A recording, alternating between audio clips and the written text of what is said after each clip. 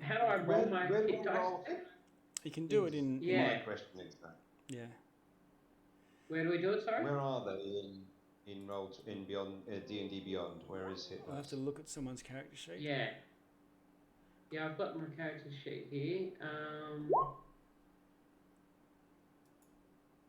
Features, hit dice.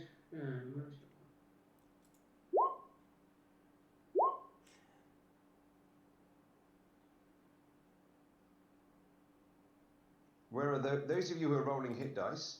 Where are you clicking on that, please? Up in your sheet, you're gonna see long rest, short rest, and you just push short rest, and I'll have your hit dice there. Thank you kindly. Thank you. Yep. Excellent. Thanks for that tip. I was digging around in the wrong place. All right, back in 10 minutes. Wait.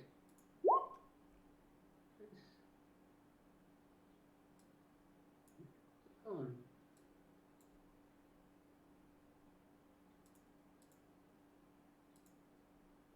Yeah, I'm going to take a quick break as well. But yeah, during this rest, Aluko will say something in very loving, kind, generous tones to Sebastian and everybody else to feel free to remain behind him until it's clear that you are safe to be in front of him. He'll say, you know, I'm very happy to run about the place and, you know, shove things backwards. That's fine. If I'm already in front of you, I can run about the place and shove things prone, and then you can pile on them. You know, of course, it's your choice to get as injured as you like as well. Yeah. Oh yes, let Drippy take the hits as well. That's what he's for. He doesn't mind. Yes, Sebastian, I have brought a shovel in order to dig any graves required, but please, let it not be yours. I prefer you were presiding over the ceremony. Dear God. I got a bit carried away. I lost myself for a moment. I appreciate the kind words. Yeah, and with that, he'll take a power nap.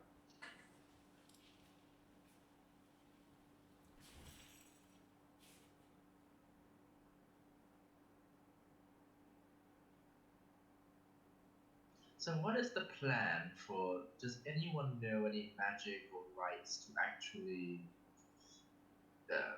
dampen this meteorite's effects? Are you not planning to destroy it? What little I gather, it seems like a flailing being, and I'm not quite sure myself what I can do for it.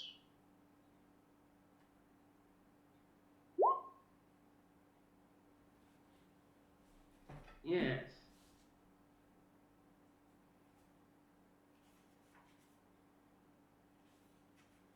I'm enjoying all your characters, by the way. This is like this group could be good for like a campaign too, considering it's just a one shot. It's a nice team of characters. They all have a backstory and stuff. Yes, the psychic blades from Umbral, that's pretty effective, and the water elemental, yeah, it's very, very interesting.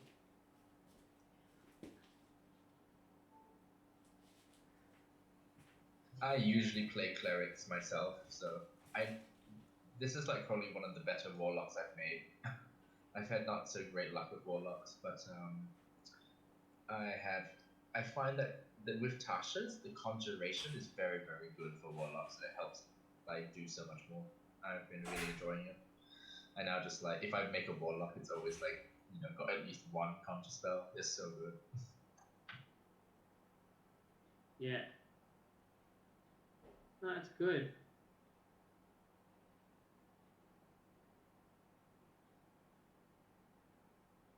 I also have counterspell prepared, just in case. You never know. Yeah, you never know. But I'm a little bit of a power gamer. I did sort of, pick, okay, what's the manic spells, but also like really good spells. That's good, yeah. That is good. Alright, I just gotta duck back. I'm gonna go make a coffee, and I'll be right back. Oh yeah, I made a chai real quick as well.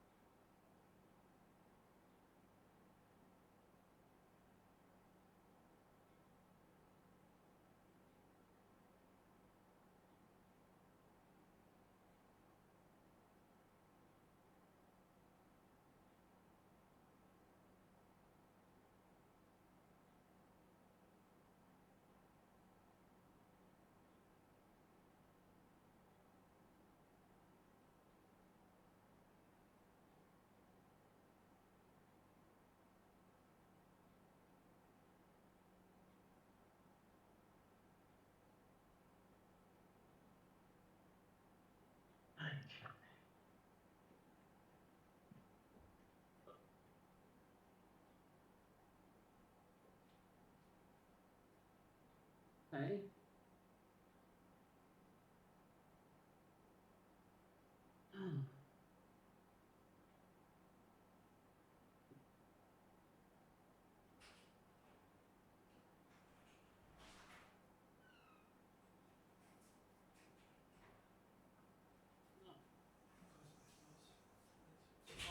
Roll hit die.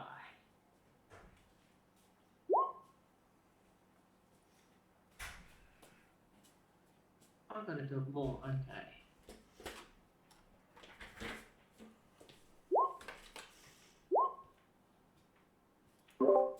I'm back now too.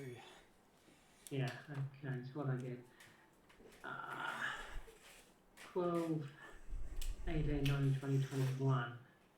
It's 17. One.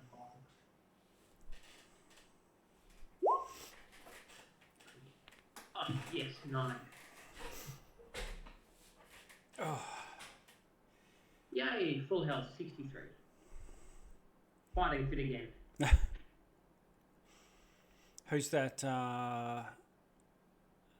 Lewin. Lewin, yeah. Yes.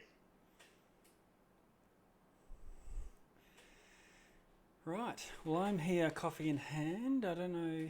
I think. Yep, I've got my coffee and my chocolate. Same. I've got a cup of English tea, of course. Lovely. Something. Mm. I can see In someone. the big mug.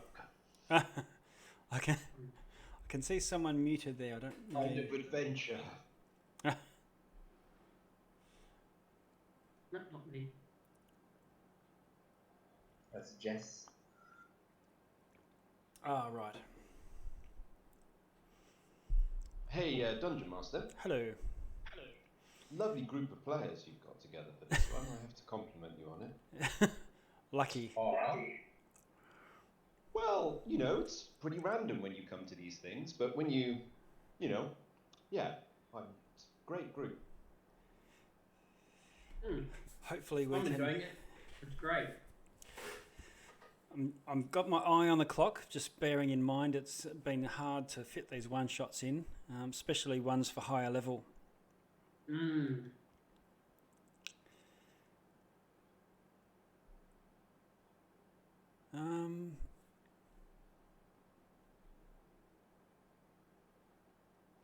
But yeah, it's going well. It's good that everyone's engaging, got something to say. Oh, my Roll20 seems to have crashed again.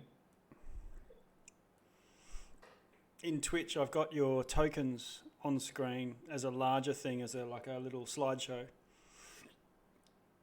Just testing different things out. Oh, yep, I've got it. I've got Twitch open.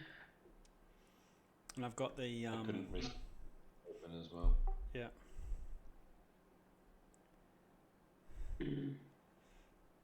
I see a black cat crossing your path. Yes. Nothing but good luck for us, don't worry.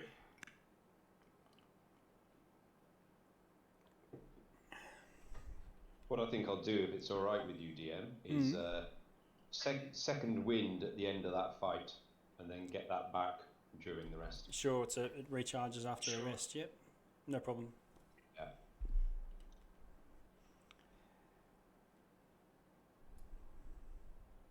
I was biased. I was like, oh, I need my spell slots back. That's warlocks, right? Yeah, I needed that short rest. I mean, I still had a couple of tricks up my sleeve, but yeah, no, the short rest is good for me. Yeah. Are you getting is 5th level your highest level spell? Or are you casting at 5th level spells? Indeed, 2 Yeah. 5th level slots. Right. Oh, so that was your 2 elementals just then. Yeah. So it's a Tasha's summon elemental rather than the conjure elemental. So Oh, it's not okay. so yeah, because the conjure elemental, whatever it is, would be like a minute to cast, and it makes like a better elemental. Yeah. But mine is the one of the template, and it's the template, and it's just an action. Okay. Right. I think we're just over 10 minutes on, so I think we should crack on. Let's see. I'm gonna jump back to my Roll20s. So from here, you've been battling your way north through these infested deep woods, progressively getting more and more alien, the things you've been seeing, things you've been encountering.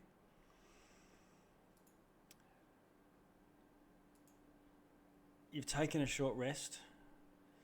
Not the sort of place that you really want to try and sleep in. No. But you do head on eventually, pick yourselves up.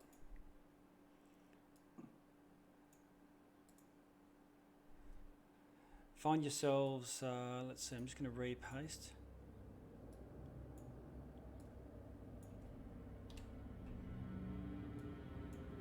Entering what looks like a Druids grove. Oh.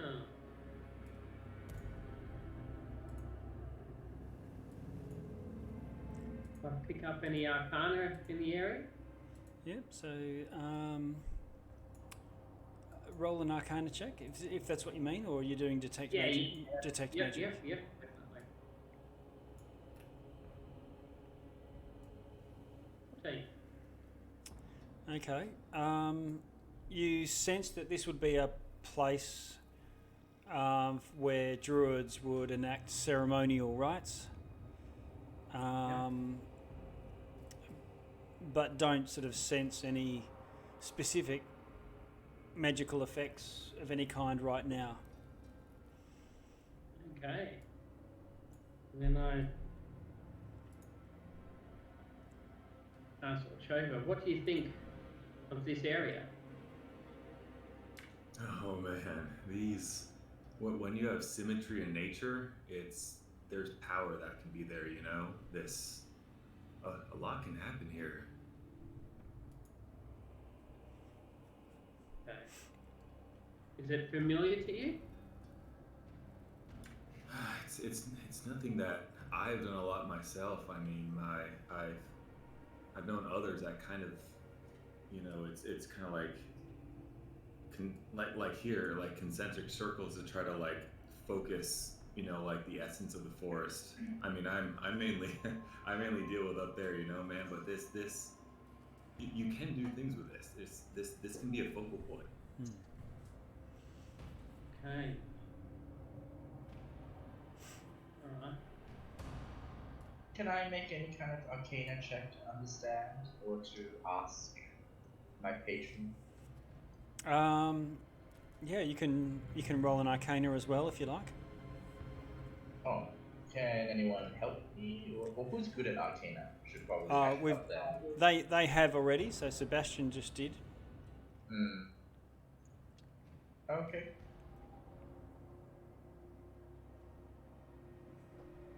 Yeah, Lewin's already rolled an Arcana check. Not Sebastian, Lewin, I meant. Yeah, Lewin. Yeah. Lewin. Oh, I will use a luck point to give myself advantage. Okay.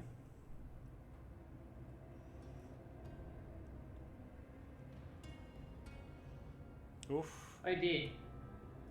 Lucky you get another roll. Yup.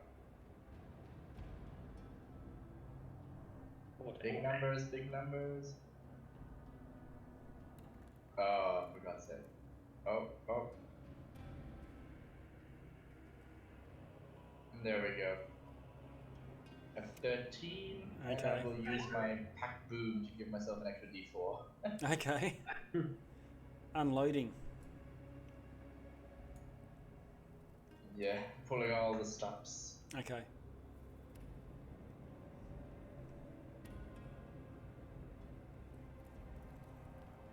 It's a 1, so 14. Okay. Yeah. You think that this would at one stage normally would radiate some sort of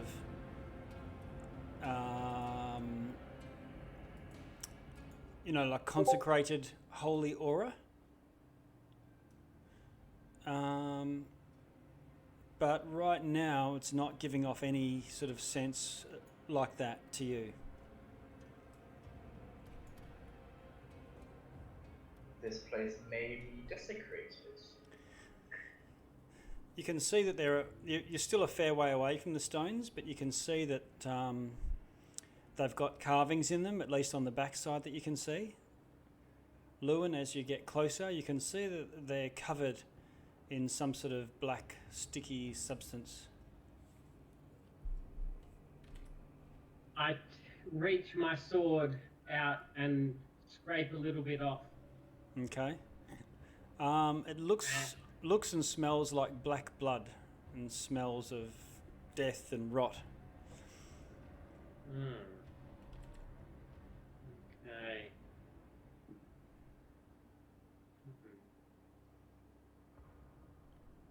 Well, gentlemen and everybody, sorry. Sorry, yeah. Hard to say, ladies. Yep. Yes, ladies. Yeah, sorry. There's blood all over these, and it smells like death. It's very strange and unnatural.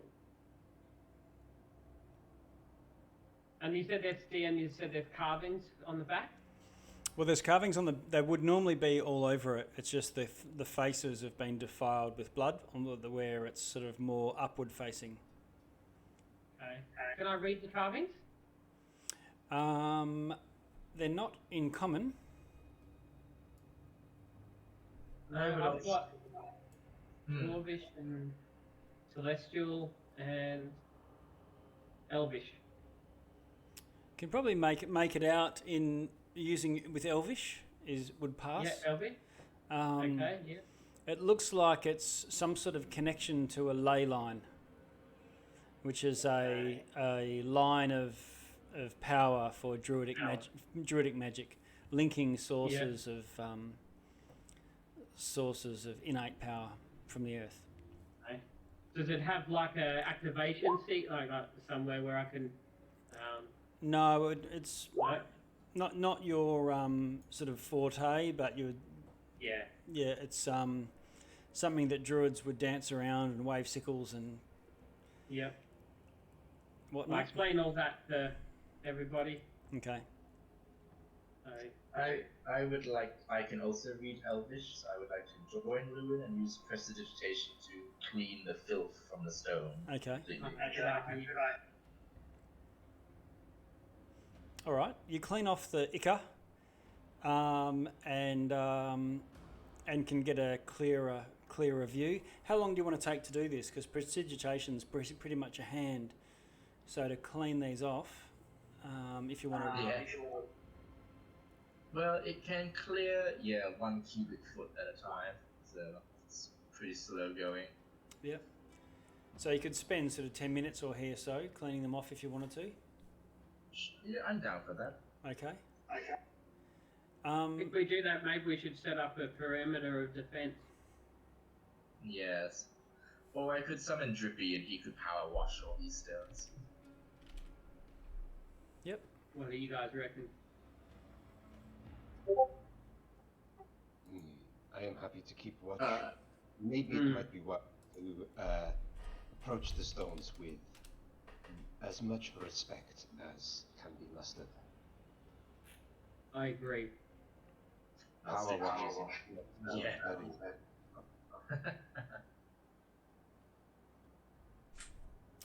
So what's it to be, Tacitus? Oh, I'll stick to using prestidigitation. Okay. So 10 minutes later, you get it pretty much cleaned off without incident, and you can give them a good read. It's not written in Elvish. It's just Elvish. It looks a little bit like Elvish script, but Elvish script is a bit more flowy, and this has been chiseled in there, so more like runes. Enough to get by, like what Lewin had described. Dwarvish? No, it's closer to Elvish in its syntax and language. Yeah. If anyone, so you can roll another Arcana or just basic intelligence if that's what you choose. If somebody wants to give me advantage, I can roll it. I'll with you. Or unless the Ojogo wants to. Yeah. Ooh, 13, so I can roll that again. And then as he's doing that, I'm gonna come up. Ooh,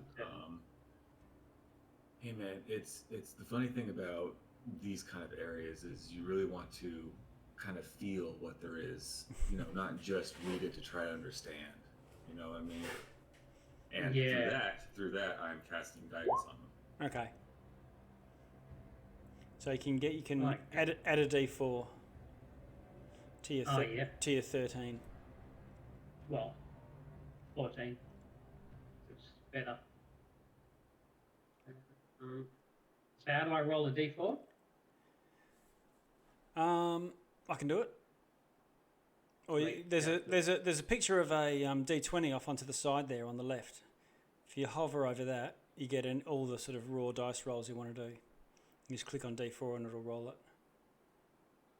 it. Oh yeah, okay. On the left of screen. Yep. That's D4. Roll to everyone. Yes. That work? Oh yeah. Oh, I won. Okay. So these stones, rather than being on a ley line and looking at energy in the earth, they're more upward facing, and some stone circles are associated with constellations and stellar events. Yes. Well, Shova, this is our area of expertise. We should have thought of this.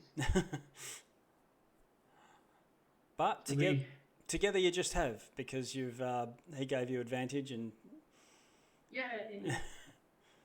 Yeah. Excellent. Yes, that's a good idea.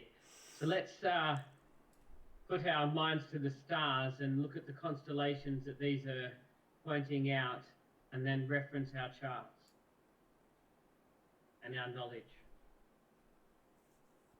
Okay. It's more representing movements of planets and stars, constellations, and so on. But there is some indication from that there's mentions on each of the 5 stones of word in Sylvan that you can derive from your elven skills. The word for arrival. April.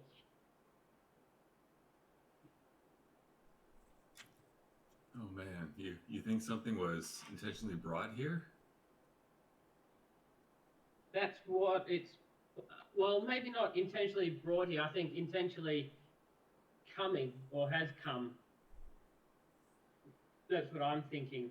So it's depicting. It's for saying it's predicting that the arrival of something.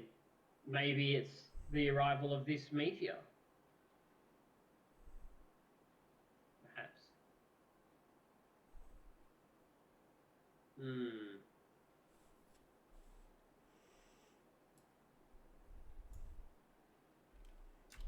So kind of looking over the stones, and I don't mind just kind of narratively have them walk around to each of them. Yeah. Is there any sort of kind of like gleaning of, I mean, almost like a narrative prophecy or a kind of story or something that kind of tells almost just some sort of characteristic of whatever was projected to be. Yeah. So what you gather from trying to read, the story, or try to piece together a picture here, is this is not so much an arrival site, but a abjuration or a protection from whatever is arriving. Okay. So this mention of arrival is sort of, you'd be misreading it to think it's like a welcoming or a landing pad or something like that. It's more of a or a conjuration circle. It's more of a warding against those who arrive. However, it's desecrated.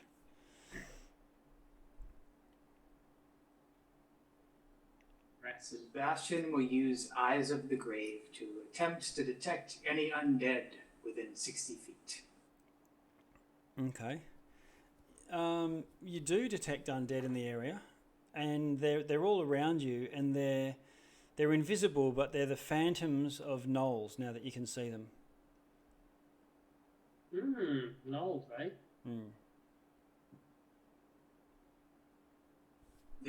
They're all invisible. Does the Lantern of Revealing reveal any of them? Yes. Yep. If you shine it in their direction, once you know where they are from your Eyes of the Grave, it shows them up as sort of like a ghostly apparition, just sort of drifting around, not seeming to even notice you. Could this have been the site of some sacred site for gnolls, all of whom seem to have been possibly massacred or sacrificed for whatever has arrived? How do you know this, Sebastian? Where are the nulls? I see no nulls. I shine the lantern closer to wherever the spirits are. Oh, and can everyone see them it's not once the just lantern you. is... Right. I believe so. You're right. Well, okay, I didn't get that. Oh, okay. And another quick question was that, Orzhova, did you share your kind of conclusions around, from your readings of the runes and stuff? Oh, certainly. I am one to just mutter out loud. I'm not keeping Okay, anything I hadn't to myself. realized. Okay.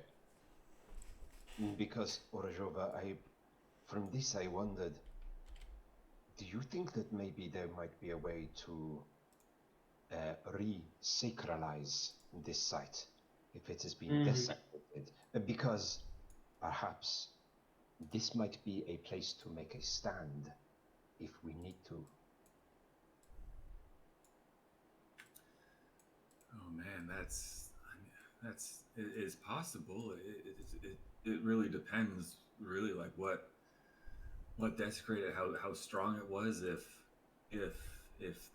these lingering spirits have anything to either help or detract, it's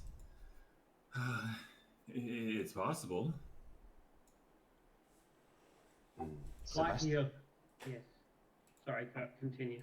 No, please go ahead, my friend. Okay.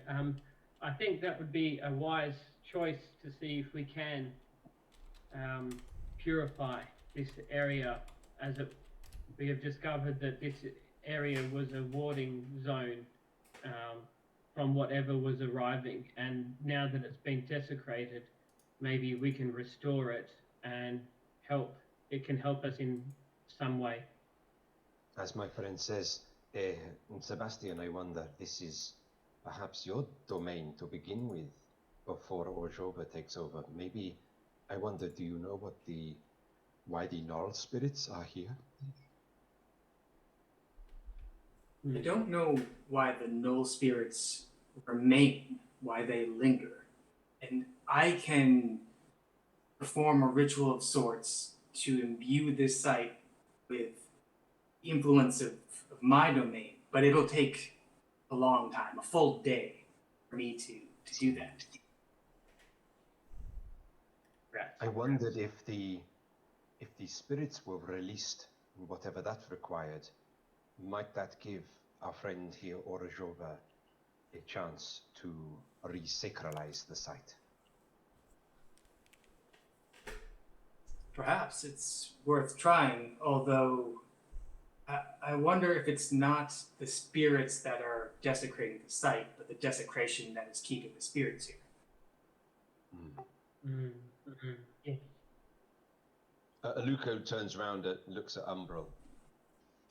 I wonder, Umbral, with your particular sight, your inner sight, what are you sensing here?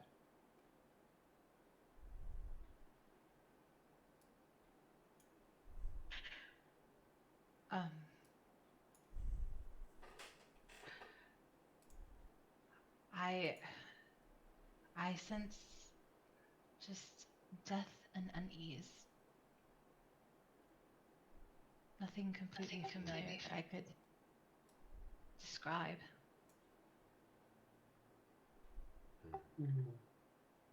Thank you.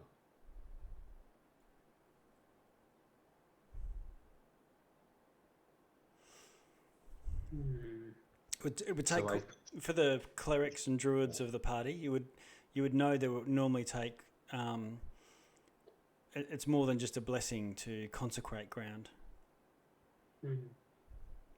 Perhaps this is a place to return to for this re-sacralizing of this site. Once we have purged the wood of the poison, perhaps this site and the power it holds might help the wood to recover.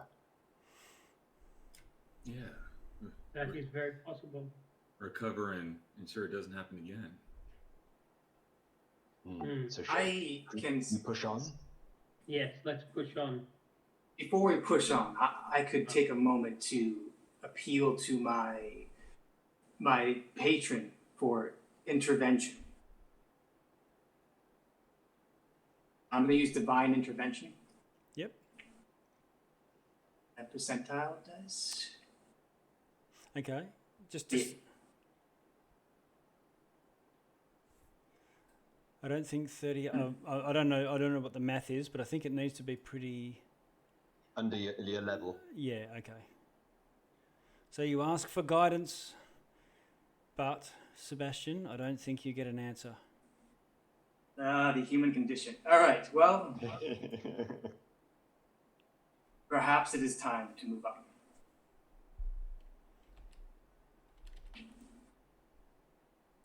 As he turns to move on, Aluko just puts an arm around his friend Sebastian and nods and just says thank you.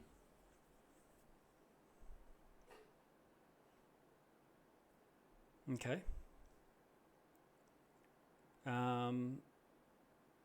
You moving through or around the circle, or I suppose you've investigated this sort of stuff thoroughly, so your footprints are everywhere. But you move on and continue sneaking through the woods. Lewin at the front, going stealthy, and everyone else following along behind. And not too long later, maybe less than an hour or an hour and a half, maybe, depending on how time is actually travelling here for you. Just getting the sense of it's a bit tricky. You've not seen the sun despite walking through throughout the day. You can hear some singing, high-pitched voices. It sounds like sounds like children playing in some sort of play song where you clap hands together.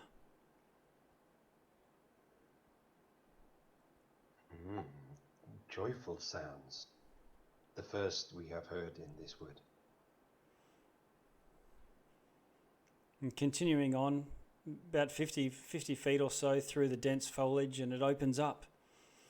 And you can see a group of people gardening, and they're tending to these rows of these large, milky-coloured plants. And you can see people with cups of tea, conversing, sharing a joke. And there's some seems like there's a large tented community.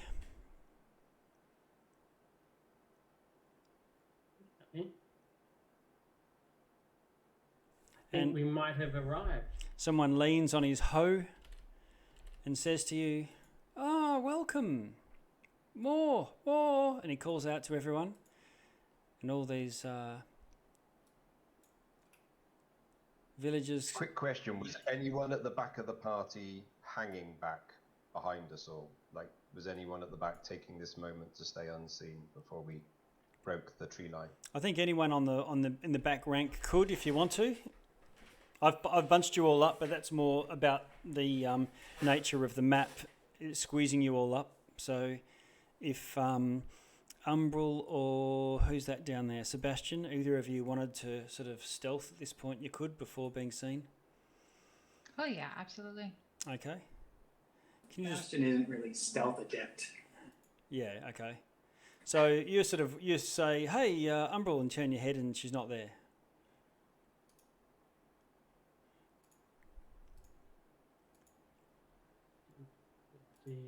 And for the rest of you, hang on, where are we? Yeah, hail the villagers back. There we are. Boom. Okay. It says, "Oh, welcome," and they call out, and some people come, not running or anything, but people look up, give you a wave, and there's people cooking things over fires, large vats of sort of soupy type stuff being stirred. All rough-hewn, tables, just bush tables with raw bushwood. But it's warm, and there's light coming through from above. None of this open, this dense canopy It's still a bit overcast, but you've at least got light from the sky above.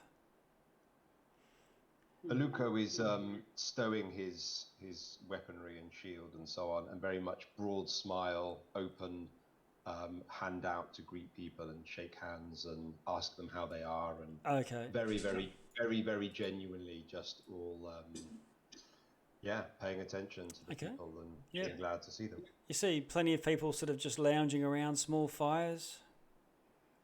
There's a smell of ozone in the air and heat, so it's quite warm and humid.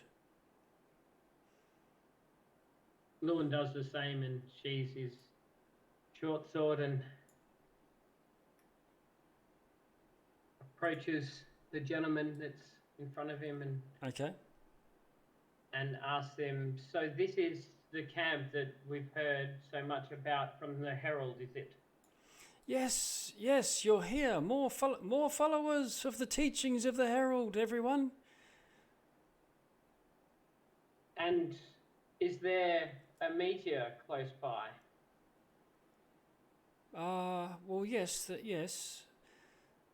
there is. Some of us have been there, but looks a little bit.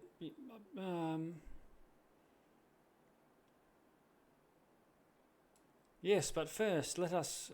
Surely you are weary from your travels. How did you fare through the woods? They are desperate times trying to get through. We encountered some large wolves and some owlbears. Oh, wolves and owlbears.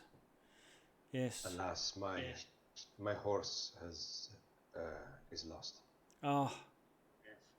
It is difficult. Wagons, beasts of burden, livestock, even harder to get through. But you're here now, and you can leave behind all that you had and look at the promise.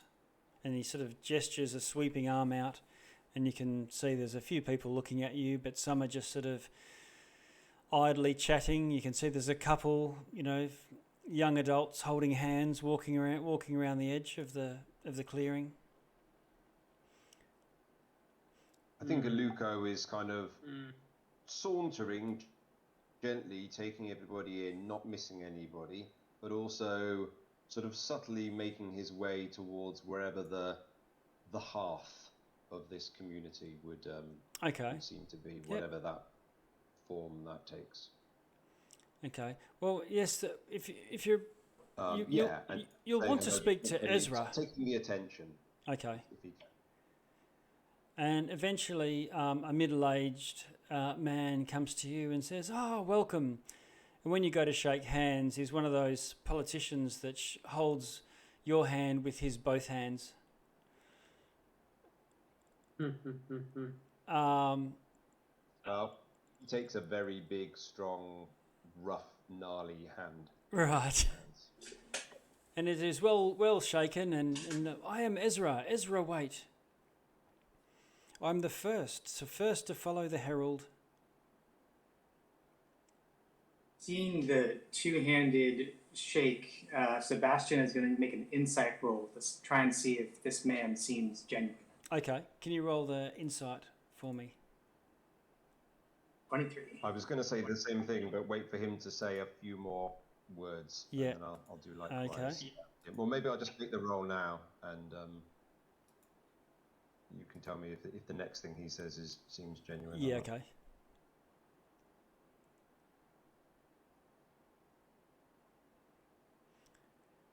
He says, "So, what brings you to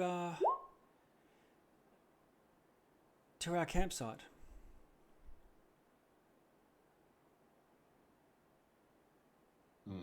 For me, care and curiosity. Ah, well, the curiosity has served you well. We have everything we need here now. Oh, that is kind of you to say. And he gestures at some plants in each tent's got a bit of a garden next to it, He says, all of the plants that the herald touches bloom and blossom with abundant fruit. That is remarkable. It is delicious and sustaining.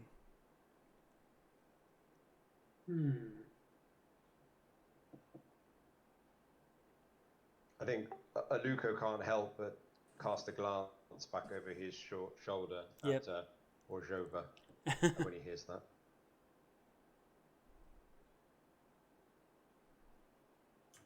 And if I hi, if I could ask, what are you growing?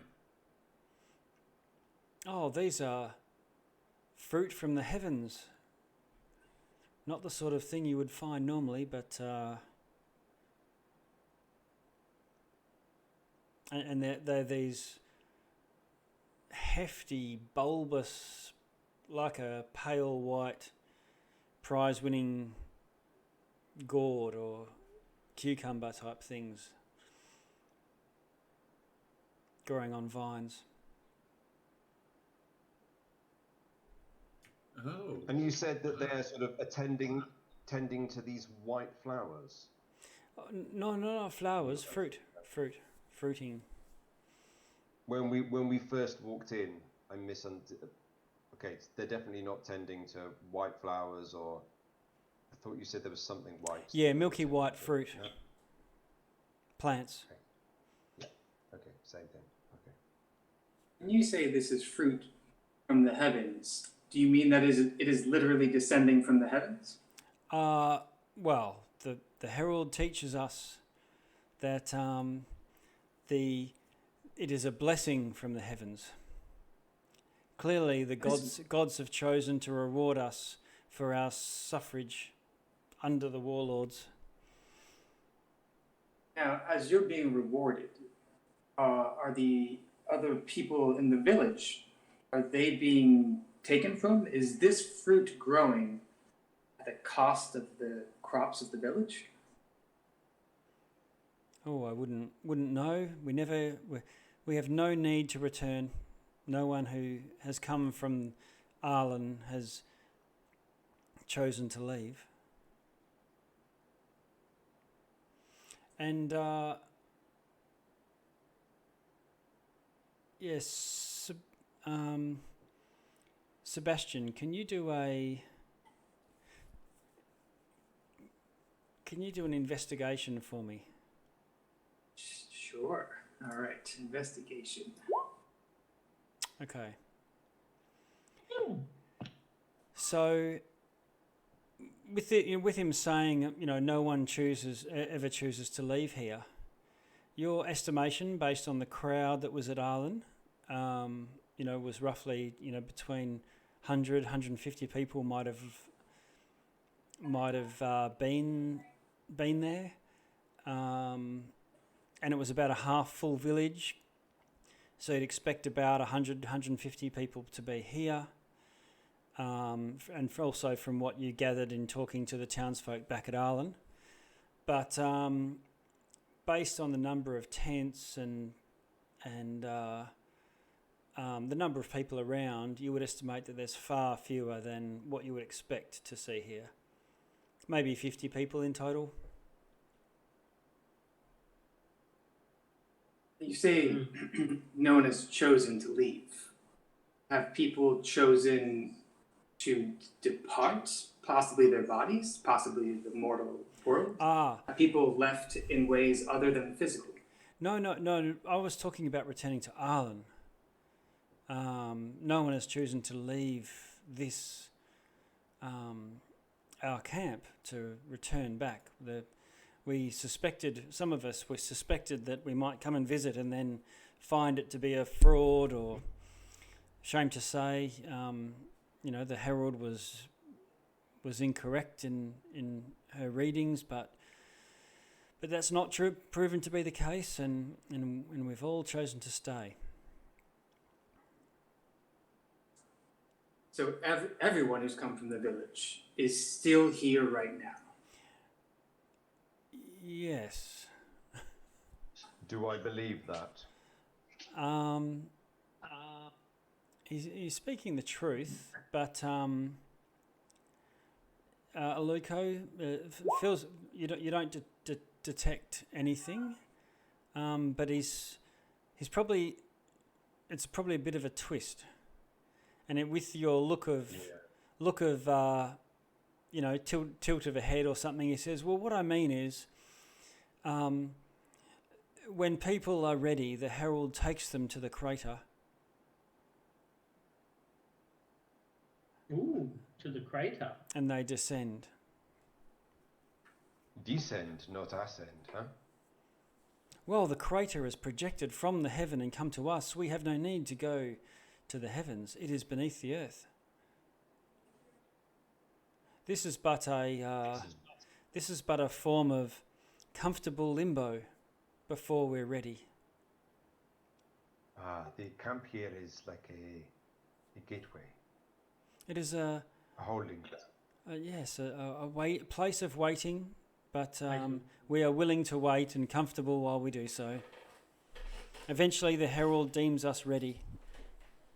And what does when are you deemed ready? Oh, that's for the herald to decide. How does the herald decide this, that one is ready? Oh, that would be the herald's own visionary skills. Remember, the herald channels the divine will of the gods.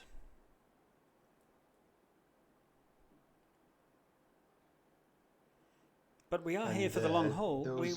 We are expecting to be here for a great time and for this community to grow. The herald has given us gifts, great pearls to purchase supplies. We can't just live off one type of fruit alone, of course. We'll be able to defend ourselves. There are still beasts and gnolls that sometimes roam into our area, but yes, and now that we are here, we can help to protect the village. And if you need to purchase supplies, you will need to travel through the dangerous woods.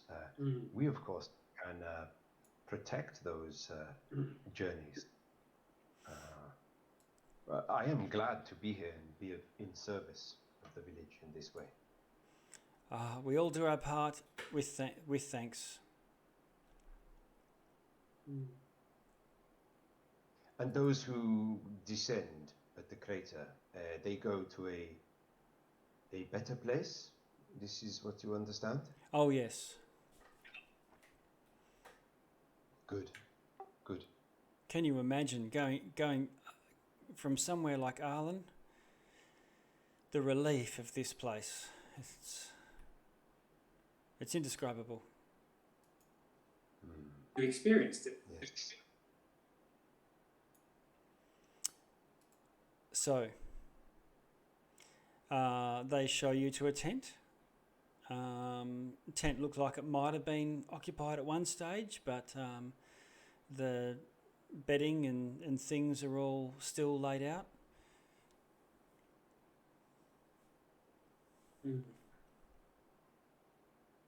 Okay. Do another investigation to see if it was occupied at some point. Is there any trace of who occupied it? I'll give you advantage. Okay. That's Ooh. Oh. Well, I did. it's basically a couple of almost rags of rugs to keep warm, and mats. So maybe 4 people or so, but you got no other indication as to what sort of people were here. So we get shown as a group to a sort of a large tent that can house all of us. Yes. Is that right? Yep. Okay. So at some point there, are we then sort of left to our own devices? Yes. At some point there? Time for a whispered huddle, my friends. Yes, good idea. There's something strange going on here, though. Although, unless you tell me otherwise, Kat is. I'm guessing Umbral is not with us, or. Yeah, I'm gonna stay on the outskirts. Okay. Yeah. Great. You That's don't have good. any psychic means of getting messages to us, do you? I actually do. Fabulous. Great. I might switch back to Umbral in that case while you guys are having, because this would be while you guys are having that conversation, which would have taken a while. Yeah. You're hidden there, Umbral, but Well, the edges sorry, of this. DM, sorry to interrupt you. I wondered if we might have a quick conversation while you're doing the bit that Umbral's seeing that we're not over in your cone, and that way we can save a little bit of time. That's a good idea. Just bear with me. Is it? Yeah, sorry to interrupt you. Yeah, we can do this in the cone of silence, Cat. Okay. I cut you off there. Okay, so you're off in the woods. You're in very good cover. It's very dense undergrowth surrounding this community. What do you want to do? Maybe make my rounds and just kind of like check out the area. Okay. Moving about, or just staying put, or Moving about, actually. okay. East or west? East. Okay. So I'm just moving you, sort of skirting the. Think of this as a theoretical sort of village. There's probably about right, but let's see. I'm just going to make this daylight for this map just to make it a little bit easier. Daylight mode. Is that better? Yes. Okay. All right. So you're scooching around. You get to the east, and as you start heading north, so you see plenty of this sort of evidence of farming. There's no livestock, oddly. No goats, no chickens. You don't even see birds in the sky. And as you go north, it gets as soon as you get about halfway across the camp and towards the north side, it gets. You can detect that it's getting quite a bit hotter. And as you get a bit further north, you start scooching around the top, and it looks like the main speaker that you saw the group were talking to, Ezra. His tent is on the far north of the clearing, and this is also where it's hottest. And as you scooch around the top, I'll get you to do. Let's see, you've got a passive perception of 19. Yeah, so you can detect that there's a bit of a pathway from the tent going to the going further north into the woods. Okay. Actually, can I wander that way? Sure. So you keep sneaking off down the pathway, and after you go about 500 feet, it opens out, and there are no trees. There is probably a half a mile long scar in the ground, and then this enormous crater.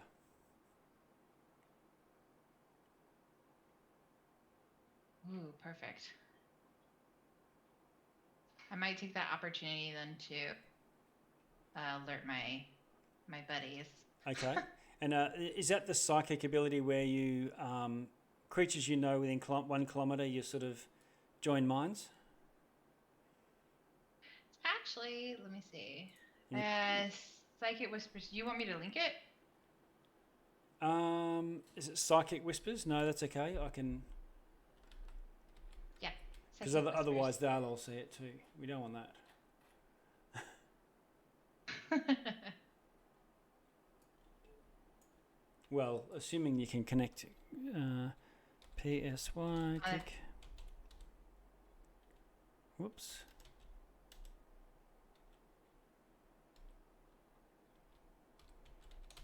Because I have to be within a mile of them. Yeah, that's fine. See them.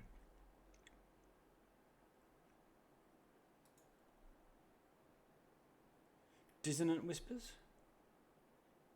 Yep, psionic power, psychic whispers.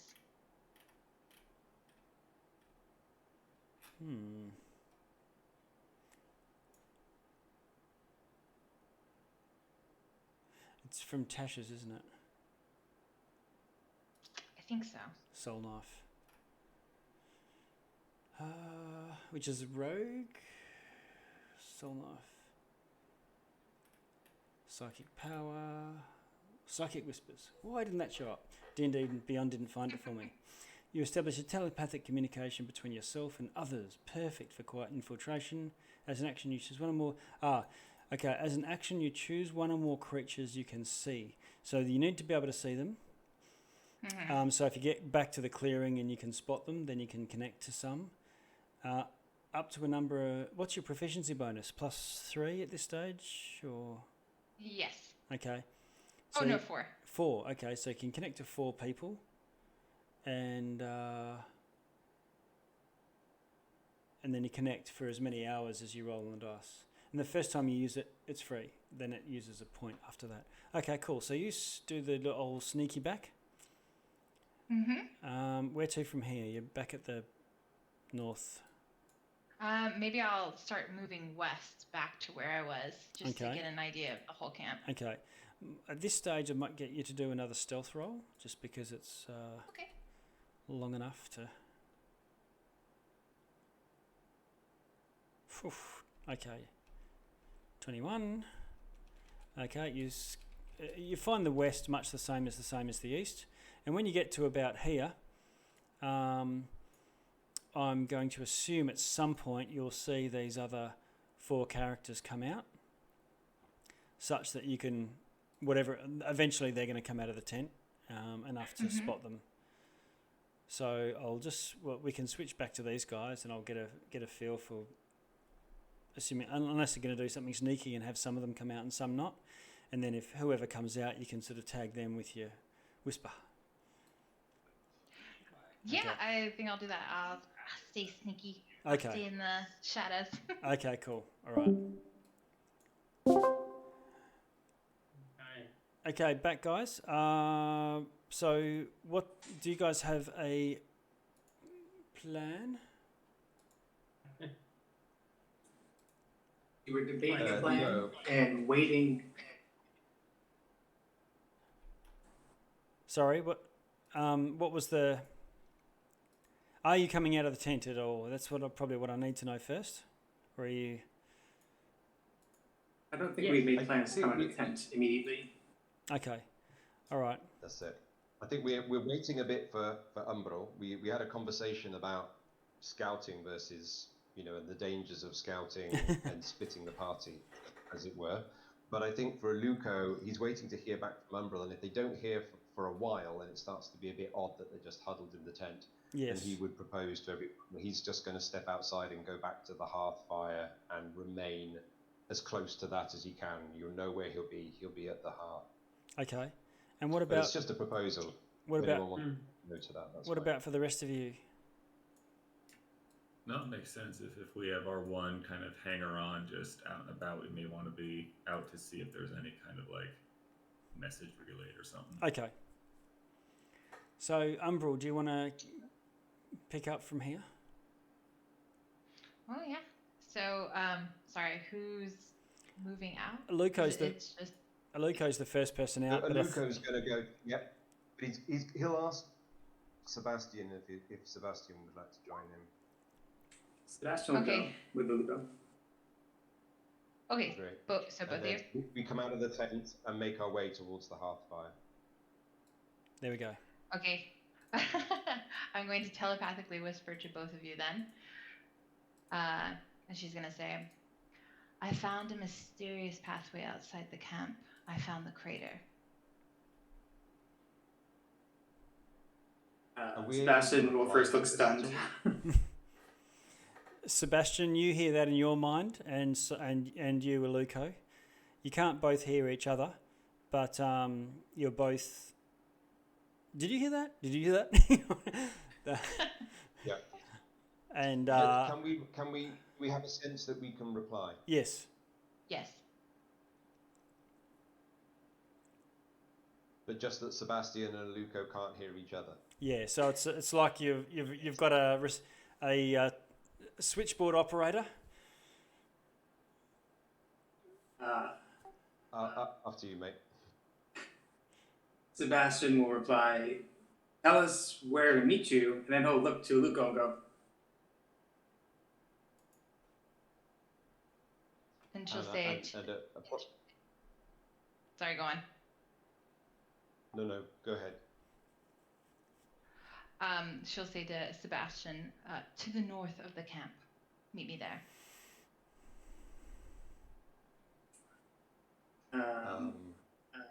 Luco's reply, because it would be almost at the same time, so some good mental agility required by Umbro here. Luco would say, good work, thank you. I propose to remain, I could either remain here visible, some of us could stay here and very visible in the camp, or we could all go together. From what you have seen, what would you propose? I've only seen little of the crater. I would propose perhaps the Druids to at least come, and perhaps you and another could stay back at the entryway of the path. Umbra, one thing you did notice was that north of Ezra's tent there was no villagers at all. Oh, that's right. She'll also, it seems that there's no livestock nor birds around here, which is peculiar, as well as no people up north. This path and the crater are to the north? Yes. This Ezra says that he is the first to follow the Herald. I wonder if he is the first to be in on the Herald's game. Possibly.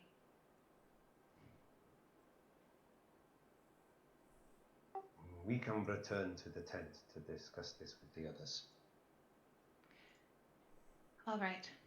I will still be in the north waiting for you at the entry.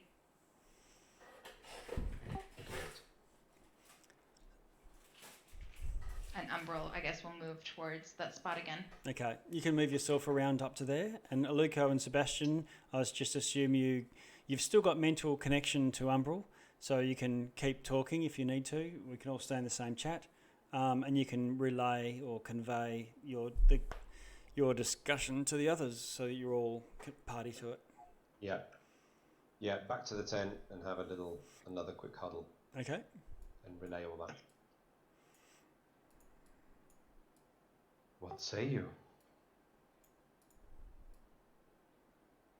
What happened out there? Can't hear you, Sebastian. "Well, Umbro says we go north, right?" Yes, she says that she has found a secret path that heads north to the crater. And she says that Ezra Waite, that we met, who says that he is the first to follow the Herald, his tent is the furthest to the north, and there are no villages and no other animals at all north of his tent. So this perhaps requires some investigation also.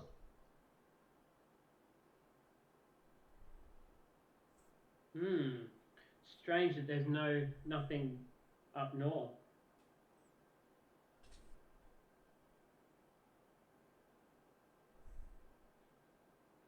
So I suppose. Oh, sorry. So I suppose the question is, do you all think we should go north, meet Umbro, or do we leave someone here? I think we should all go north. I concur. If we do, we must go stealthily and very quickly, because I fear that they will notice us missing more quickly if we all go. But I agree to stay together. Yes. Very good idea. I have heard that it is much easier on the Dungeon Master if we stay together. It certainly is. There's only one cone of silence. So are you going through the village to go to the north, or by some other means? Are you going all in one group or one at a time, or what's the... I suppose the alternative might be we cut a hole in the back of the tent and try to sneak out the back or something. With the Druids' help. Aluko's suggestion is, since both Sebastian and Aluko have this psychic connection with Umbro, that we could split into two groups and take two different routes so as not to be so obvious, to end up meeting at the same place.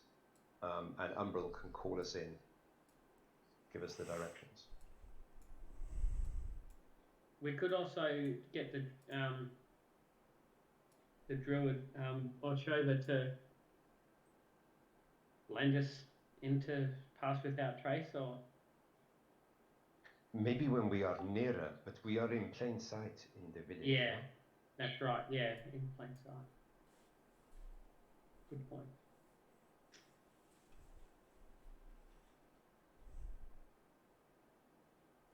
I think Aluko has a. I think Aluko has an excellent suggestion. If Aluko and I were both to lead a few people and we staggered our departure from the tent, it'd be less obvious. We both go around different sides. Okay. And if Orzhova were to go in the first group, and then as soon as the second group come close enough, then this magic to cover our tracks can be cast, and we can move away from that spot quickly. Good thinking. How does that sound to you, Orzhova? As long as we get out of here, I don't like how these people are acting. We should go. Great. Hey, Sebastian, why don't you go now with Orzhova and Tacitus, and Lewin, you and I can bring up the rear. How would that be? Yeah, I'm okay with that. That sounds good. Travel safe. Relay that plan to Umbral. Okay. Communicate everything that was just said to Umbra. Yeah. The basic plan. Or Sebastian is coming now, call him in. I'm coming with a second group 2 or 3 minutes later, call me in. That's it. so, Orzhova, if you can move your character, the others will just assume are moving along behind you, but what path are you taking? Are you trying to remain hidden? Stealth is going to be very difficult through the middle of a tent site. Sebastian is going with him, and Umbral is calling Sebastian in, meaning that Umbral can give some directions based on what she knows and what she can see. Yep. And yeah, just because I would imagine that getting away from the pyre in the center is probably best for, light. We just kind of juke this way and kind of go around the perimeter, kind of like using the tents as some natural cover as we move. Okay. So with Umbral in a position somewhere where you can sort of say, duck down. It sounds like when Morpheus rescued Neo in the Matrix. Duck behind that. Duck behind that tent. Now stand up. Quickly turn, go. And you dash from tent to tent and manage to meet up with Umbral in the north. And Umbral, you're going to... Are you other two going to try and do the same thing? Is that following along afterwards? Yeah, we'll give them a couple of minutes and then casually saunter off. Okay, Yeah. in which direction are you going, Lewin and Aluko?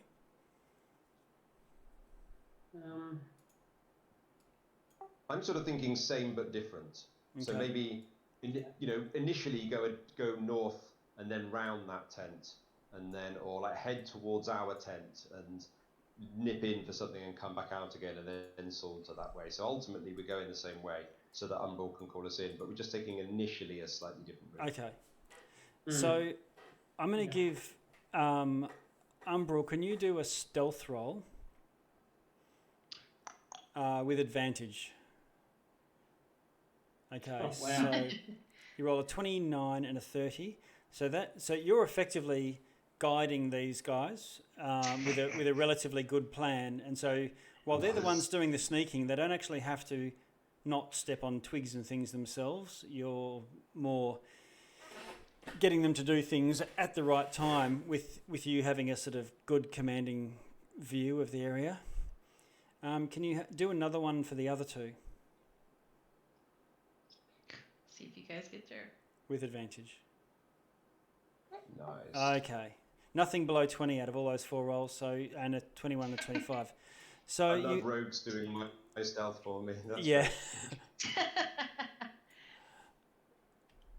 And you find yourselves going along a small track deep into the undergrowth, and it opens out to a half a mile long scar, a gouge in the land, trees all blasted and cast aside, blackened and burned for 100 feet around, and this enormous crater. Down the bottom of the crater, with fairly steep rocky sides, is a hole. Is Orzhova, are you doing that? You don't have to, totally up to you, just checking in. Are you doing the pass without trace when we're all together, or? You know I will, just because, we hit a couple, let's say enemy phase lines moving up toward here, and who knows how many, fucking mind-controlled witters are going to be up front. So yeah, just out of abundance of caution. Good idea. Okay, so we're continuing, all the way in here to take the stealthy, tactical approach. Okay. You stealth your way in, and as you're stealthing down, you find you're not leaving any tracks or anything like that and no rocks are even crumbling and tumbling. And those that do, magically are muffled somehow with the magical augmentation of your travel. But you find that there's little rivulets of this milky liquid, and because this is a crater, they start to join up and form larger until there's a bit of a stream of it going into the orifice that is this hole in the bottom of the crater. Oh dear. Orzhov, does this look like what you saw that the trees had? Oh, this white stuff. This is the same everywhere. It's a lot more here. Very bad. We found the source Are they- of contamination. Are they kind of like these? It's like oozing out of the ground. It's just kind of like water. It's rising out of the ground and collecting, just like a stream would.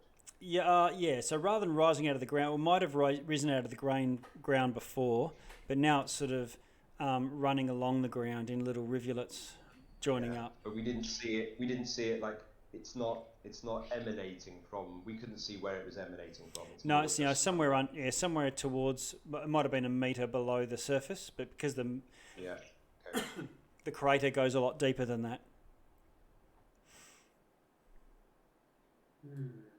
Is there any clear way to descend down into the crater? Yes, so the hole is probably about 10 feet across. That's what you can see in front of you here. Should we follow the veins?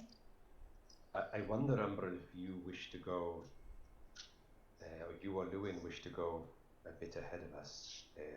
Not too far, right? How far does your magic go, Orzhova? Oh, I mean, I have to, not super close, but I'd still have to be a little bit close. As if one could estimate 30 feet of distance. So we can kind of form up a marching order kind of thing as we go in with maybe a scout 20 feet ahead or something like that. Umbro can definitely do that. Move ahead, because she can also, I guess if we get too far, she can still speak to you guys. You want me to go with you? That's Absolutely. Okay. Yeah, Luca would be keen, obviously, to be kind of the next behind the scouts.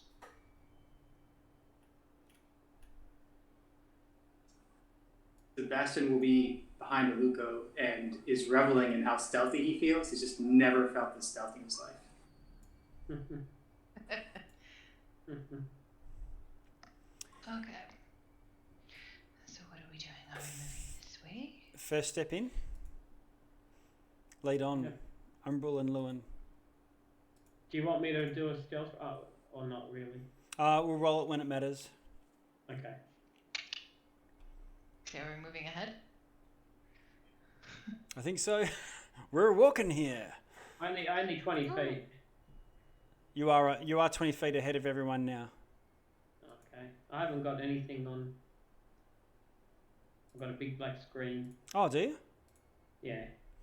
I was wondering what everyone was doing. Oh, there we go. Yeah, all You just- the way out. It's You just fine. were centered on the void, so I've just shift pinged Yeah. to draw your attention to this My part of bad. this part of the map. Yeah, I was just moving. Cool. It's a big map. It is. Excellent. So the plan is to follow the vein. It's a lesson in Pain life. and Lesson your in best life. instincts. What? I trust your instincts, Umbral. You lead on, Umbral. What? Okay, Umbral, from that point there, you can see, and Lewin as well. Just stop there for a minute. The little rivulet flows down a steeper incline, but back here, behind you, there's a cave there's a cavern that sneaks back on itself.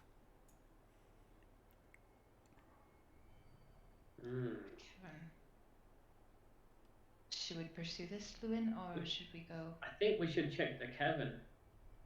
I mean, remember, Umbral, also, with this psychic connection, you can always just quietly ask Aluko to do such a thing if you're ahead. Yes, good point. Yeah. All right, then I'll So do you that. can take a little look like that. Yeah, it snakes back the way, snakes back around and down a little bit. Aluko? Yeah. So you're now It's in... natural. It is natural, yep. At this point, you can smell something bad beyond. What kind of bad? Blood. That's a good question. Old blood. Is Old that blood. Is that for Aluko? Yeah. Okay. So he'll think that back to Umbral and whisper it to Sebastian next to him. Old blood. Perhaps continue following the vein then. Okay. DM, he couldn't hear anything from down there. Just smell the old blood, right? Just smell, yep. It's pretty bad. Okay. Can someone get their mic open? Got some feedback.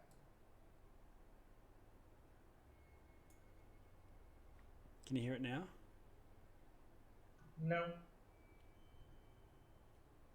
That's probably my, might be my background music. It's called anxiety. Okay, just stop there for a minute, Lewin. And Umbral. Because at that point something happens. Oh, my thing is still loading. Hang on, I'll refresh my page. I wondered why you weren't with us. Yeah, my page has been stuck in a loading screen. I'll move you up a little bit. Okay, so Lewin and Umbral. Yeah. There we go. The Herald walks around the corner. We don't have time to hide. Um, I'm going to whisper to Aluko that the Herald is here, ahead of us. Aluko immediately holds up his hand to the others and then puts his finger to his lips.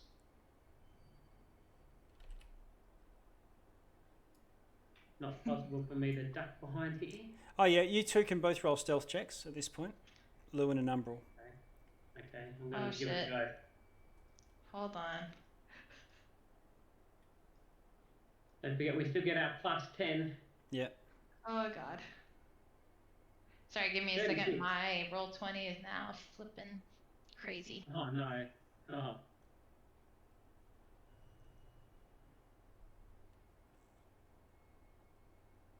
Okay. So we have a 36 and a 30.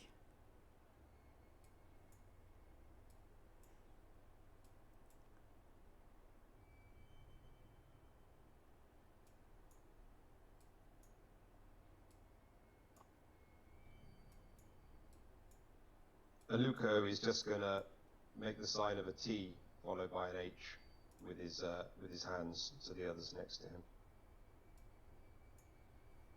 Okay. She's walked straight past you both and not noticed you, Lewin and Umbral. Oh, if she was coming out, then I would I would push the others back. Okay. If Harold was coming their way and Umbral said, thoughts that, I would just push the others back to kind of hide. Just move yourselves to where you want to be before she gets there. You've got forewarning. I would try to stay as close as possible so not to fuck the other two over. Oh my goodness. You shocked me. Hello again. Let me just...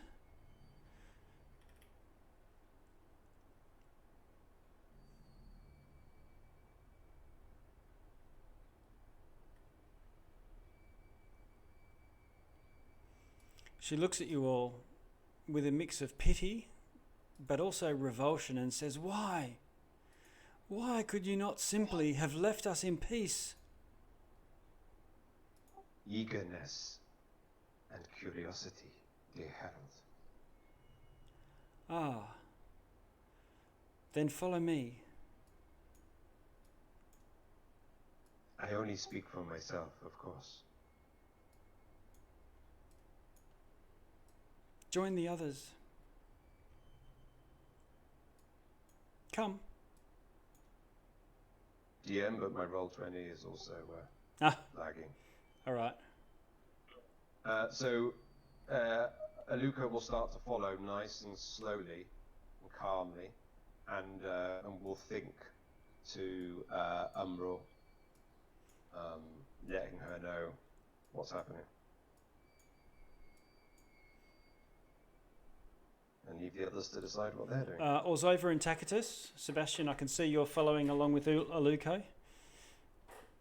What are Orzova and Tacitus doing? Following the other two as well? I'm looking extremely worried as we're just following her into a blood-spattered cave, but I also don't want to be out here alone. Same with you, Lewin and Umbral. If there's anything you want to do, let me know. Or just move yourselves one by one. I'm just panning out a bit so I can see all at once.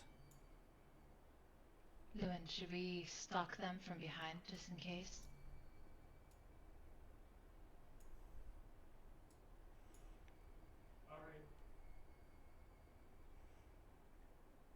Aluko stops at this point. Okay. And, sniff clearly, audibly, obviously sniffing the air. Yep.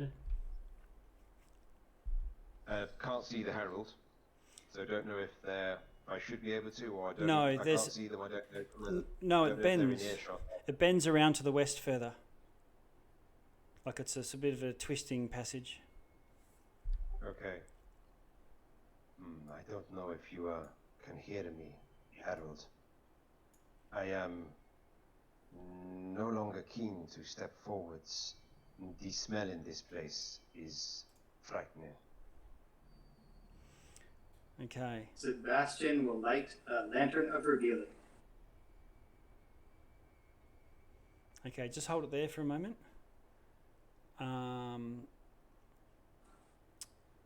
Lewin and Umbral. Yes. The herald steps back around the corner from where she first arrived, and she has this staff in her hand at this point, and it looks like it's like the long straight leg of a crustacean, but black and shiny. And I'll get everyone to roll initiative because it looks like she lowers it, points it at you, and starts muttering some incantation. Pointed at Lewin. Yeah, don't move, don't move. No, I won't move. Because everyone else can move. Well, no, don't move, Tacitus. Back where you were. Everyone just roll initiative. That's my lowest roll. Oh Oh no!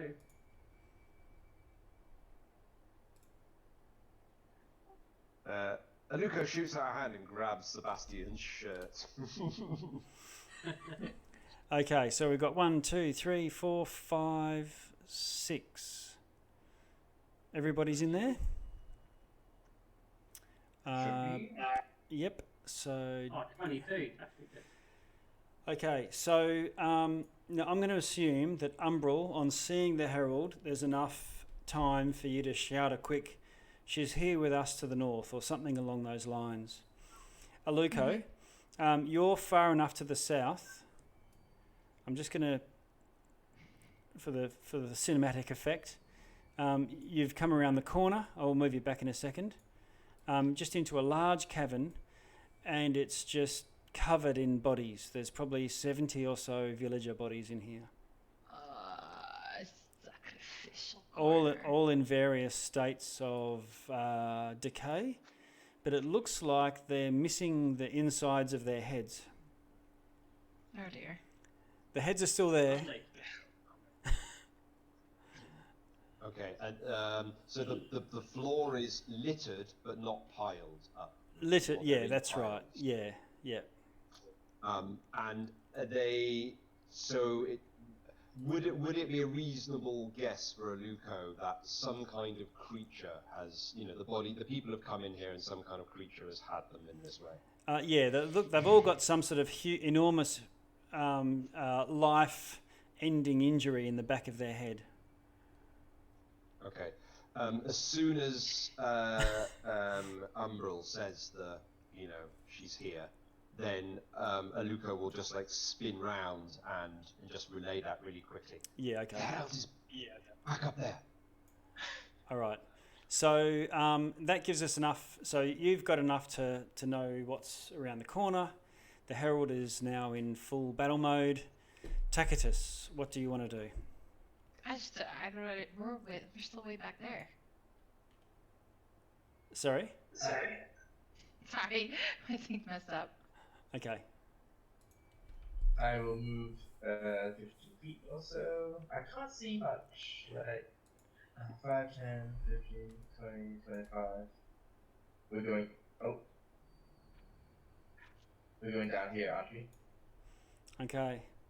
1, 2, 3. In the confusion, you run towards Aluko, and he's pointing in the other direction. Where is he pointing? Back the way you've come. Well, fine. Yeah, he span round and just hissed. The herald is back up there. So with the dash, Tacitus, you can get to here. Oh sure, I will dash there. I still can't see. Oh, I'm not in light anymore. Can I get my dark vision? Yes, you can. I'm going to give you... Because I can't see anything. Yeah, definitely. Night vision.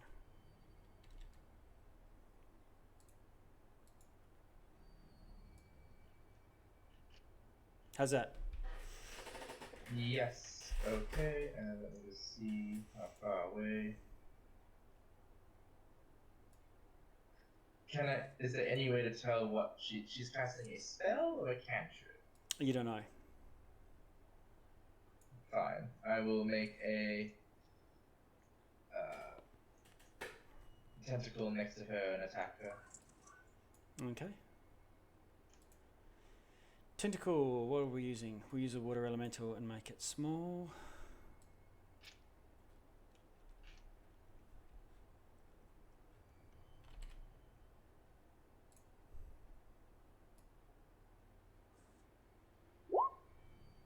22 to hit. Okay, it hits. 8 frost damage.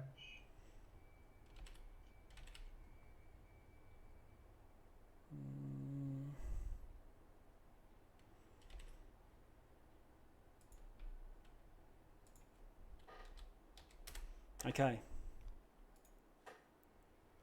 Allsover? All right. Yes, hearing that, I'm going to beat feet, 30 feet.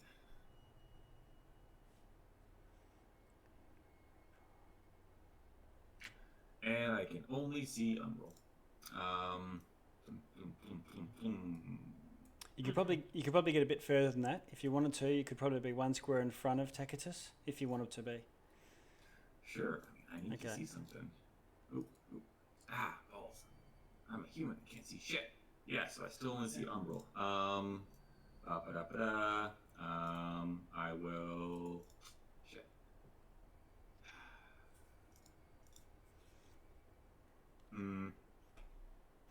It's an action to light your torch if you want to do that. No, I'm going Will you glow in to... some way when you go all starry? When I do, yes. Right. And Lewin, it's you're next. Be ready for that. Yep.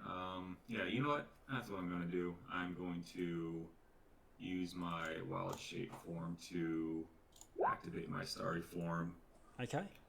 I cast Extended Wall of Text as a spell, and I'm going to start, take the form of the archer. So all my joints start glowing a very bright blue light underneath my clothing. Okay, so I've got you emitting bright light, 10-foot radius, and dim light for another 10. And then I guess my held action to actually use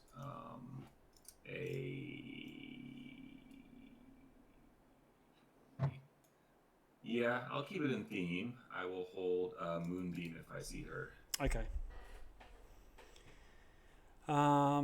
That's Orsova, Lewin, and then the Herald will go. Okay, since I can see the Herald. Yep. I'm actually going to try and hit with a short bow. Okay. Roll to hit. No get. Guess not. Okay, and then I'm going to move. Do you not get 2 attacks around? Sorry? Do you not get... I thought you got 2 attacks around. Yeah, I do. I get 2 attacks. Okay. I was just going to move a little bit and then attack and then move again. Okay. So you step forwards a little bit. Yeah, just in case. Notch another arrow. Notch another arrow. Oh, natural 1. Ah, great. Okay, and then any more movement you want to do? Yes, I'll.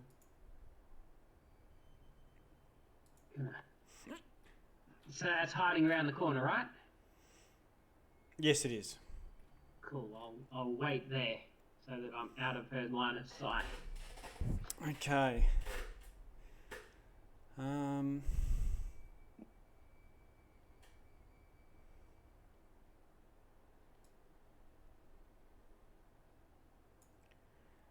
She goes to here. Now, any readied actions? I think a moonbeam was readied. Can you see her Orsover? No. Okay.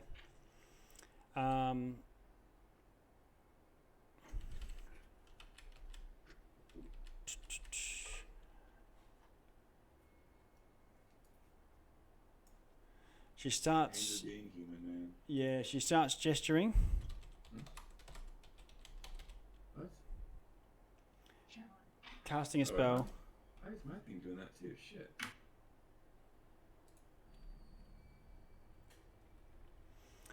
And this wave of necrotic energy from pretty much where Orsova is washes out like a fireball, and everyone Umbral, Lewin, Orsova, and Tacitus need to make Constitution saving throws.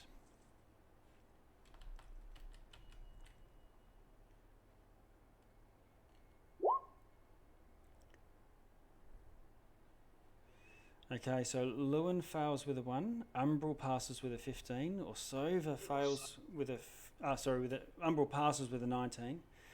It's Constitution, so the dex stuff's not going to matter.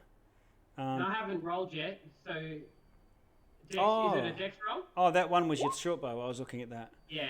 Yeah. Yeah, I'll roll now. So I've got Umbral passing so far, and Lewin. Tacitus. I'll use luck. Okay, what's luck going to do for you? I get to roll again. Okay. Ooh, 18. 18? What's the plus 2? 8. Well, I have plus 2 to con, so I roll a 16, so plus 2, so 18. Oh, you just rolled a straight roll, did you, without bonuses? Yeah. Okay. In that case, Tacitus is going to pass as well. So Yay. we've just Vlad. Holy moly.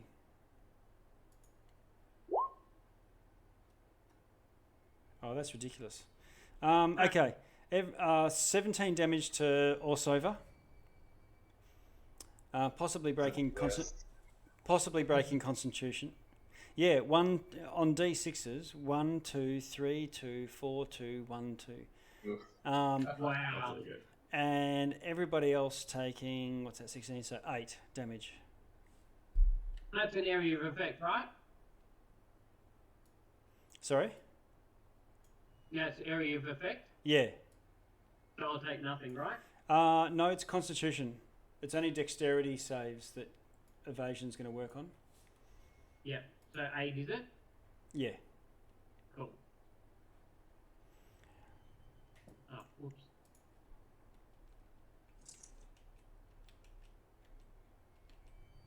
Wow. That could have killed us all in one go. Kaboom! It could have. Not with all those ones. No. And then she steps away into the darkness. Sebastian, where are you? Let me just check. It's possible. Oh, Sebastian, you need to do a con save as well. Oof. Ugh. On check. All right. Okay, so it's 17 for you as well. Okay, 17. Yep.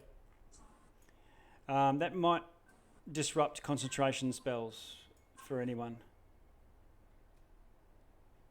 Yeah, sure. Tacitus, your water elemental is probably the main one. Oh, I didn't realize it was up. I just assumed he'd be long gone. Oh, not the water I never elemental. made it. Oh, sorry, it's not a water. That's your tentacle, isn't it? Tentacle. Yeah. I have to use something else then. Can that be disrupted? I don't think so. I don't think it's concentration. Okay.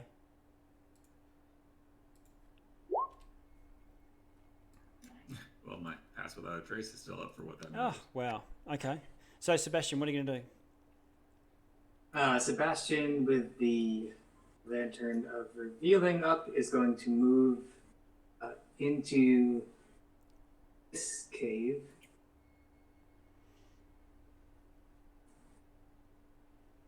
Well, right before doing that, he's going to cast Holy Weapon on Okay. Luco's war pick. Oh, okay. So, cast Holy Weapon on the war pick and then walk up into Yes. this area. So, your lantern reveals the entire room. You see scores of corpses littering the ground in various states of decay, all with a savage wound to the base of the back of the skull. All right, so I think I use all of my movement, and I still have an action though. So as a ready action, I'll ready to follow Aluko if he goes past me. Ready to use a dash to follow Aluko if he goes past me. Okay, all right. Umbral.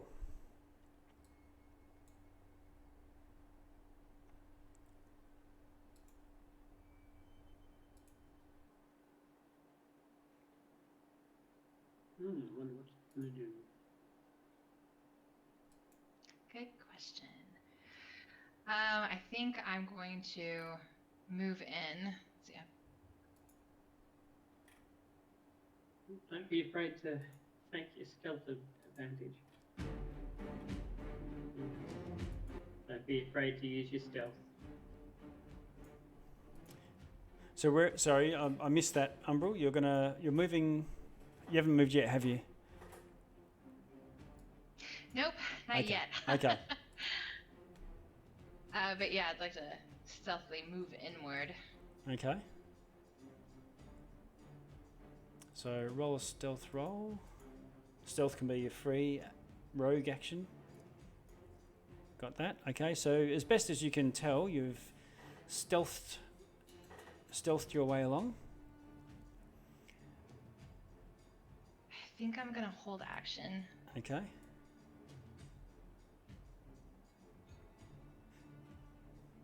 Can you see anything? Yes, I can see the herald, and I can see something else in front of me. Oh, that's the tentacle. That's your warlock's tentacle. Oh, that makes sense. Okay. And what readied action? What are you readying, and what's the condition that it will go off on? I'm thinking of doing psychic teleportation and gosh, I guess if if the herald moves in and hits again. Okay. So if she starts casting a spell, or if she moves forward. Okay. Mostly if she takes an action and casts a spell. Okay, then you'll throw a psychic knife. Is that? Yes. Okay, cool. You're all set to go, ready. Aluko, what do you want to do? You've seen Sebastian come past. Charge up your weapon and move in. Yeah. Aluko moves forwards 10 feet, 15 feet. Just hissing thanks to Sebastian on the way. Can't really see the squares. What's that? 5, 10, 15, 20. Can he see a way out? No.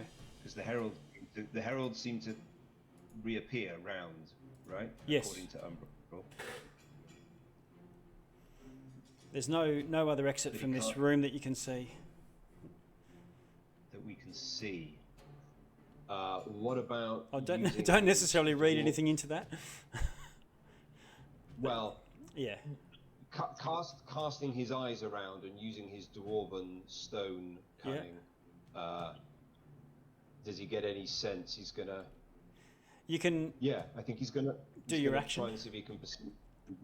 Yeah, he's gonna have to. Okay. Because I was assuming I might be able to just get round, so there must be a way.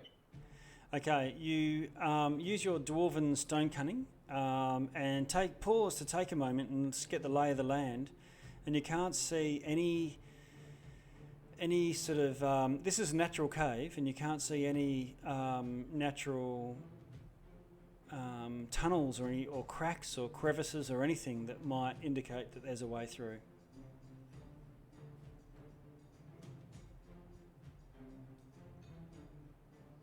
Shit.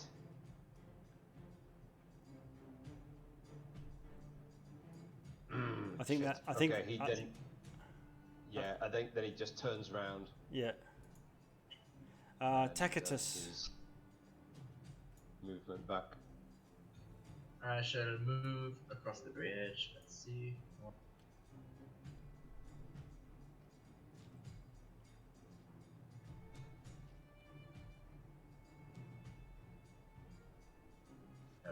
Okay.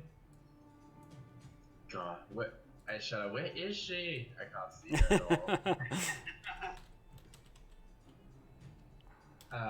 I will conjure a water elemental sort of here. And the elemental itself has 60 feet dark vision, actually.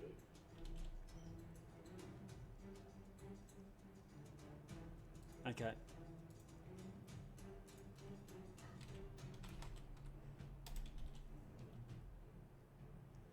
Oh.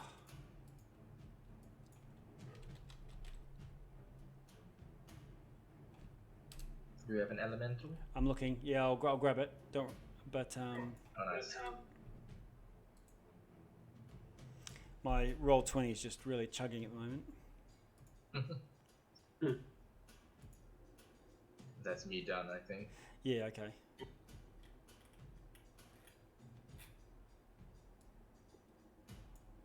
All right. I can grab the water. Well, I'll grab the water. Oh, there we go.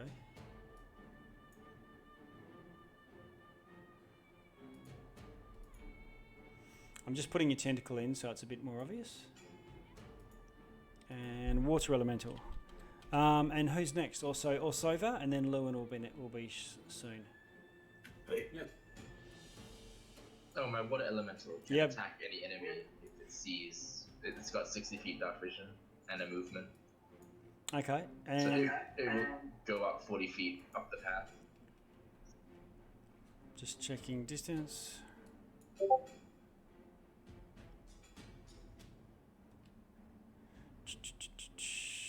Yeah, so it'll obey orders that you give it, and it goes immediately after you. Mm-hmm. Okay, so you don't see it, but you hear it sloshing its way into the darkness. And can you roll 2 hit rolls with it? Lovely. That is a 23 and an 18. Ooh,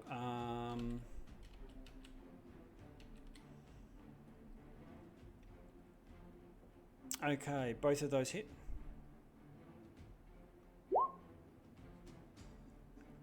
That will be 24 bludgeoning damage. Oof. Nice. Okay, and you hear a voice cry out in pain. Orsova. All right. First action is to move 30 feet so I can try to fucking see something. Yeah. 1, 2. You got. Sorry. No, that's wrong. It's 8 plus 10, so that's 18. 18 plus 11, 30. 29. 29. It's late. What? 29 bludgeoning damage. Oh, okay. Instead of what? Instead of 24, I think I said. Okay. All right. Okay, so Orsova, you've run up. Yep, I can't see anything, so No. I'm going to use my action to continue moving. Do a dash. Yep. Another 6 squares. All right, I can finally fucking see now. And Yes. so at that, I'm going to use my bonus action to let loose a very bright kind of constellation-esque arrow. Oh, at the nice. Okay.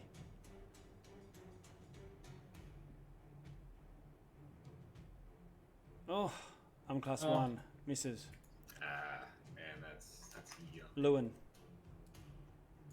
Okay, I'm going to try and get into some of this action. 3, 4, 5, 6. That's 30. Still got 4 more squares. 1. So You can go diagonally. 1, 2, yeah. 3. I'm going to go right here. I don't think you'll get there. You'll get to here, but 1, 2, 3, 4. You wouldn't clear it, Okay. and that puts you. I'm 10 feet away though now, aren't I? But that puts you in a water elemental. Oh, yeah, good point. Yeah. So you could Well, sort it's not a water weird, but yeah. of. You start to drown if you're in a water elemental. Yeah, you okay, so maybe I can try this.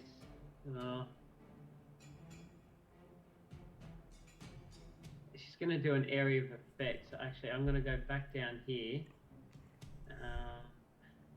Sorry. God. Sorry. No, Step of the wind if you really want to. I don't think you're going to get.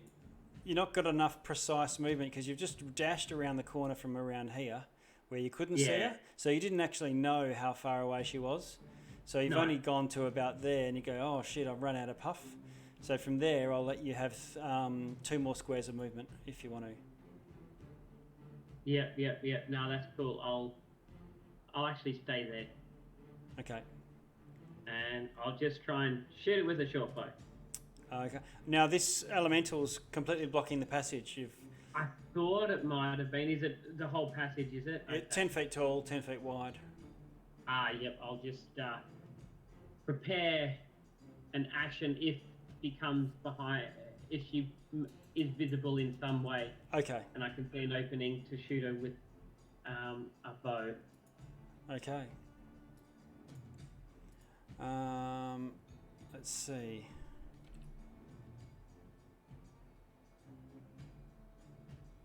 See how many. She takes a square, and your elemental can take a free attack. Oh, yes. Go elemental.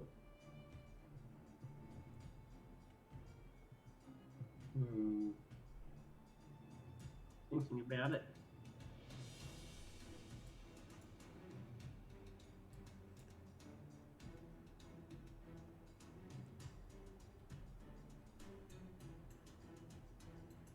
Tacticus, be right back. How'd you go? Oh, I can do that in a minute. That's fine. We'll come back to it. Yep.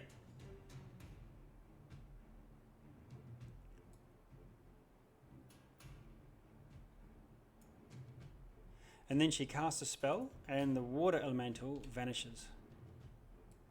Oh, really? Yep. But it'll get its attack first, though, yeah? It'll get its attack first. Okay. Cool. Interesting. Oh. Did I see where she went? Yeah, she kept backing around the down the passage. Okay. Okay, that means it's Sebastian and then Umbral. Sebastian, where are you? Ooh, down the back. I don't even know where Sebastian and Aluko are. Oh, Sebastian and Luke. 1, 2. I assume you're dashing. 3, 4, 5, 6. So to there gets you your normal movement. If you dash, 2, 3, 4, 5, 6. You could be at the top of the wooden stairway with the dash if you wanted to just run. Yep. You could be 1 square further in if you wanted to be. I think you're on mute again. No bonus action if you want it. And then we go to... Then I will, as a bonus action, activate a spiritual weapon. Ooh, okay.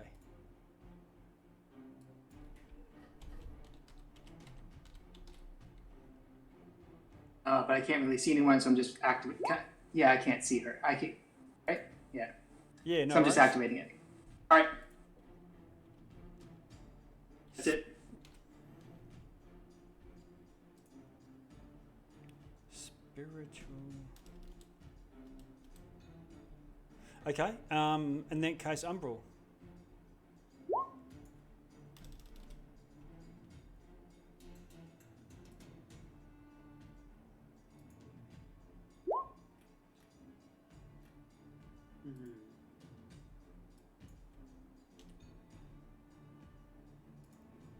What you gonna do? Sorry, so I'm gonna use psychic teleportation. It was useless. I get 20 feet. You roll dice, don't you, to see what? Yeah. It's a bonus action though, so I'm gonna move her another third.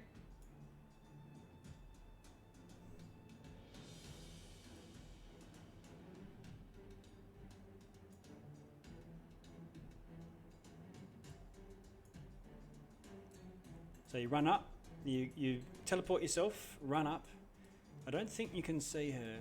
Let me know if you can.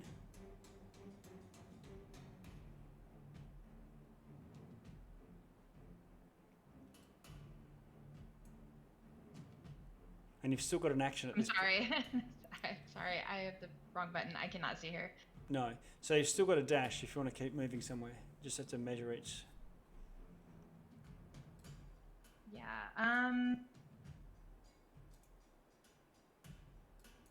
Okay. I'll just jump to this corner here. Stealthily.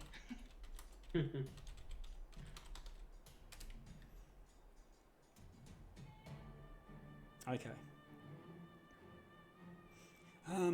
I'll get Tacitus. Just before your elemental got dispelled, you can roll a free strike as she ran out of its melee range.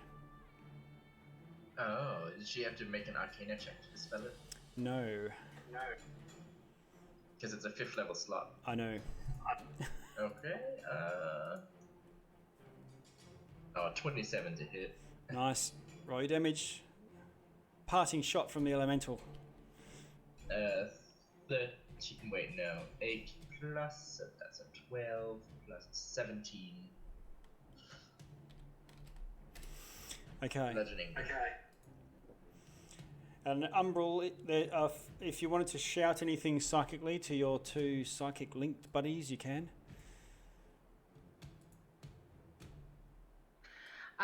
I will just send out that I'm following her. Okay. Behind. Cool. Aluko. Okay, so he's going for it. 5. I can't quite see the squares. Am I snapping to them? If you use your arrow keys on your keyboard rather than dragging with your mouse, it'll snap automatically. 1. Okay, so 15. Can I go diagonally? Yeah, diagonal counts as 1. Just go across and up, and that'll count as 1. Okay, so that's 30. Yep. And then dashing.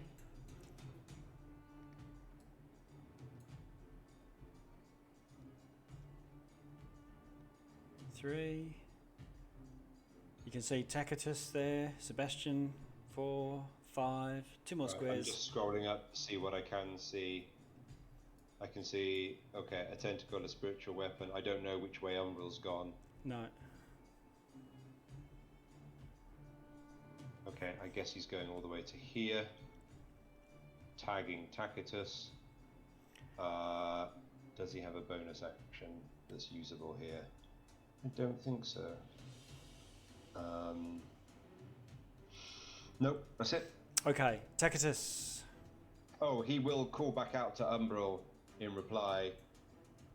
I don't know where you are. I don't know where she is.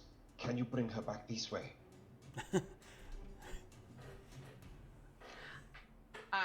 Can I respond? Yeah, just a short message. Yep. A few words. Follow the vein, and at the fork, turn left.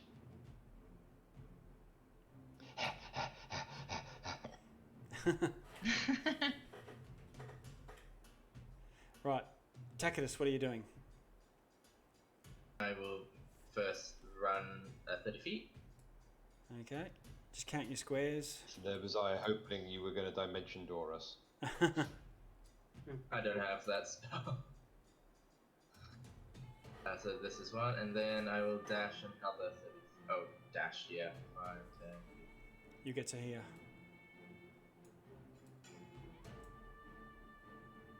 Yep. Bonus action, move my tentacle 30 feet towards me. I don't know where it is. I'll do it. 1, Thank 2, 3, 4, 5, 6. You got it right behind you. And that's me. Or Sofa, what do you want to do? It's a chase downstream.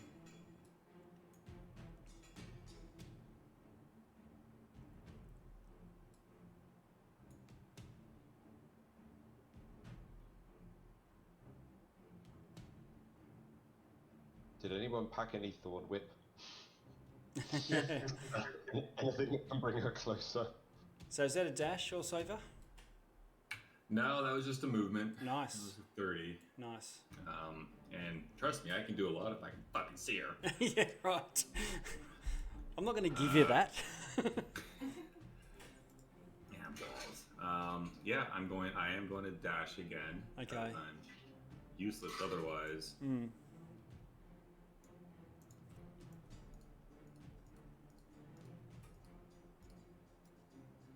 All right. Yeah, come on. Let's make my shit work. I'm going to a bonus action Starry Archer.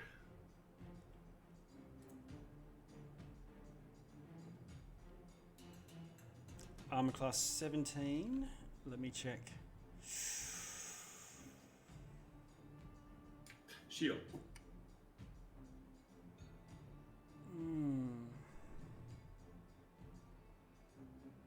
No, it hits. Cool. This time, tried and true. Spectral Constellation Arrow shoots out from my palm. Oh. Actually strikes true. Guys, I can do things. Yeah. 11 damage, is that right? Yes. Okay, with that, she points at you and says, "Die for your impertinence!" And cast Hellish Rebuke. Oh, nice.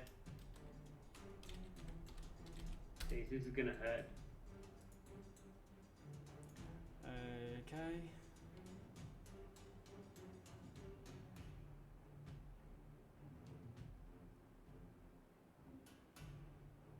Let's see. 2d10. Ones. Yeah, that's how she was rolling last time, right? Yeah. Okay, can you do a Sova? Can you do a dexterity saving throw?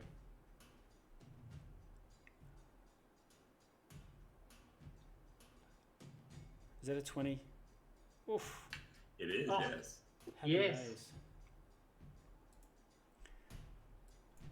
Okay, so let's see. 1, 2, 2, 3, 1, 2, Needs to be a 4. 4d8.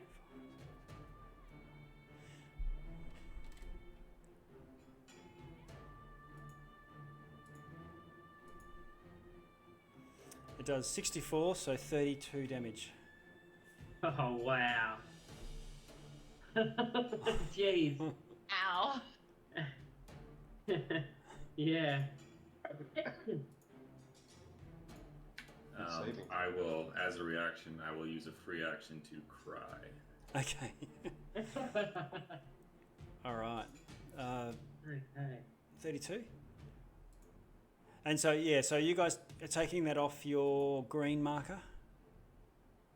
Yep. Oh, yeah. Okay. Looking low there, buddy. So what's your maximum? Oh, my maximum? Yeah, 73. 73. I've just got you on 56. It was 32. Yeah, so I put it at 24, I believe. Oh, okay. Okay.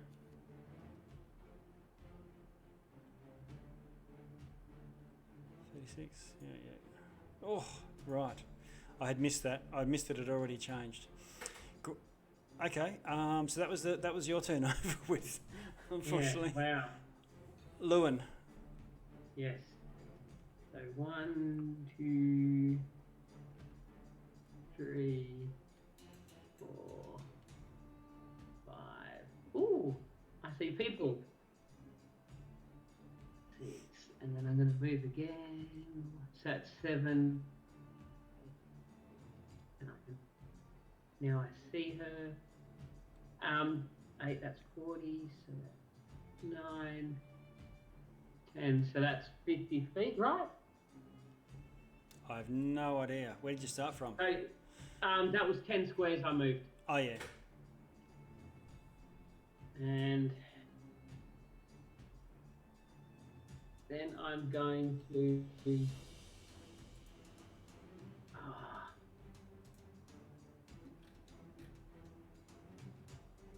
oh, bugger it. I'll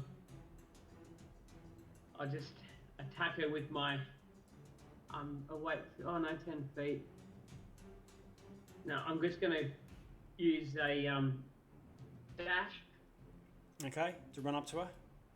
but not go like that. I'm going to go around behind her, Okay.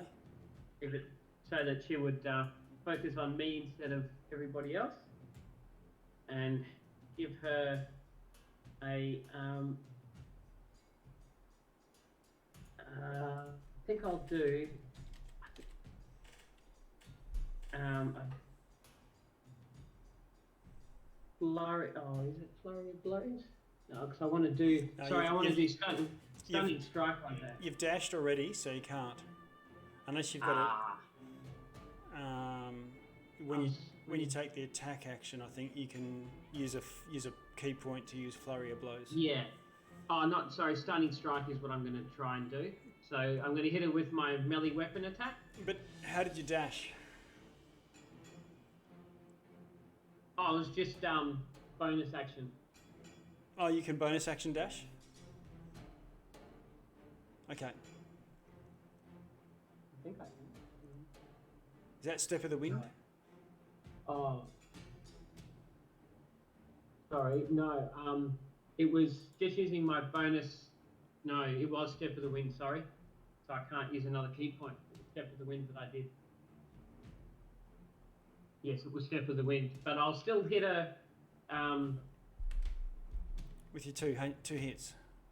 Yeah. Yep, okay. So the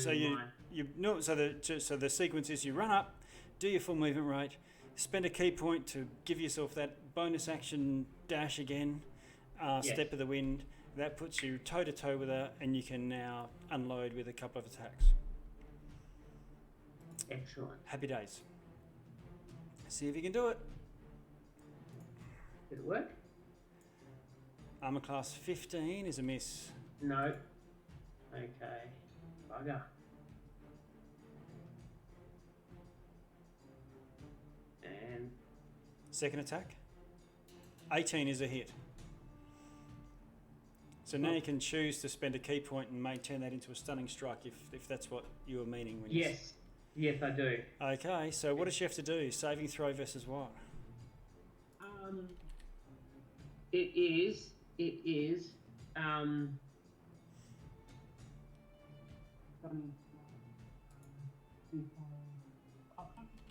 saving throw. So, Jeez, that's not very high. I'll be stunned until the end of my next turn. yeah. What does she need for the stunning? What does she need to get? Okay. 18. So I rolled a 15. What's the saving throw against? 12 plus my wisdom. 14. So she needs a 14. She's already rolled 15 anyway. Yeah. Okay. Rats. All right, but you still did damage. So you still need to roll your damage. Forgot. Sorry. It's not for nothing. And 8. then, oh, okay, that would have been a killer stunning strike at this point. Would have been great, because she wouldn't have been able to do anything. Yeah. That was the whole point of it.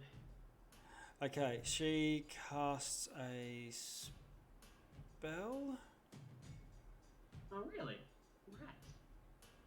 Oh, yeah, it's her turn. Yeah. And vanishes. Oh. I yell out, I think she's invisible. Who's got the lantern right now?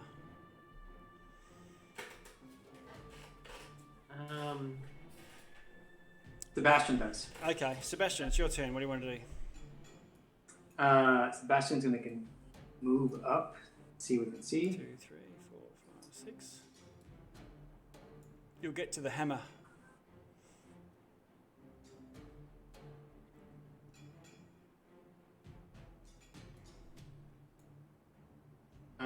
Can no longer see the hammer. You can get to there with a normal movement rate. Yes. Okay. And then take a dash action. And Get to 2, 3, 4, 5. Right there. Yeah, that's it. All right. Okay. Can I ready a bonus action, or is that only actions? Ready in action. So if I see her come near me, I was going to ready the spiritual weapon attack. I don't think you can ready a bonus action. Okay, then I'm done. Do you want to? You can move your spiritual weapon though, if you want to keep it with you. I will move my spiritual weapon. That is a great point. I will move it up to next to me. Okay.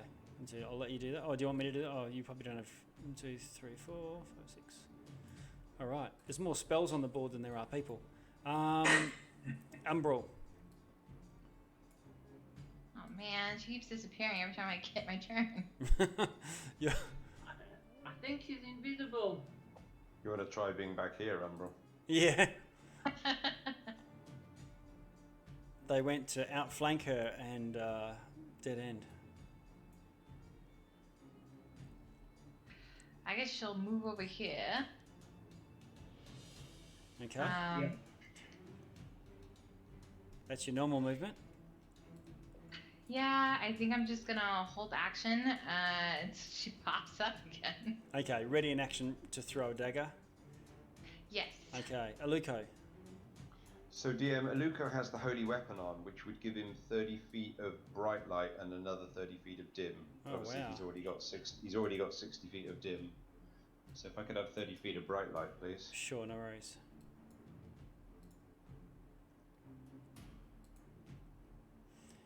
Emits bright light to 60 foot, is it? Or 30 and 30? It's 30 and 30. Okay. Done. How's that looking?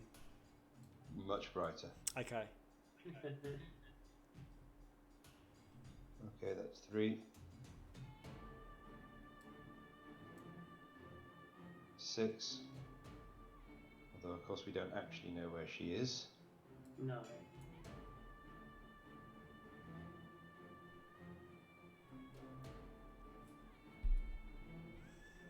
Okay, so that's dashed. Okay. That will have to do.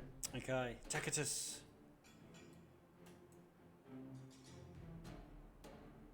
Does anyone know where she is? I think she's gone invisible. So maybe Sebastian's the only one that might be able to see with that lantern of revealing. Did Umbral went up or down? I went to the north. I'll go to the north as well. Okay. Move yourself. Oh, 136. We'll have to do a time check in a minute. Now, ooh, I will dash.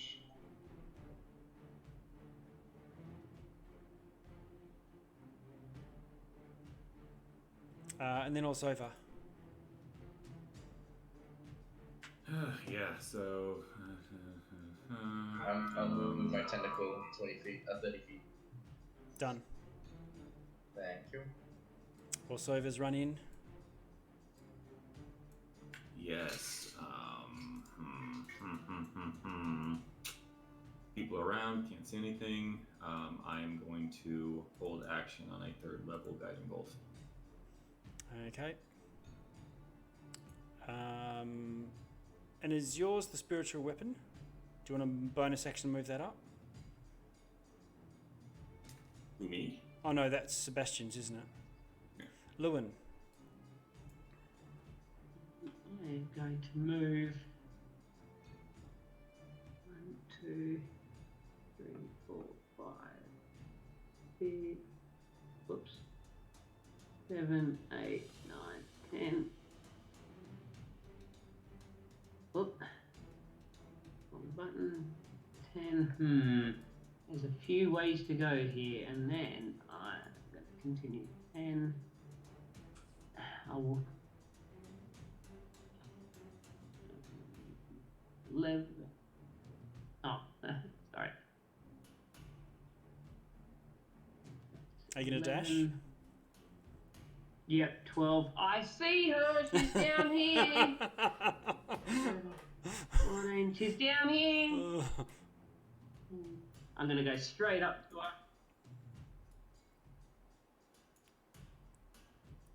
And give her a bit of a punch. Okay, so you spend a key point. So that's another key point to dash to get to there. Correct, yes. Yep. Which... And now you get your 2 attacks. Okay.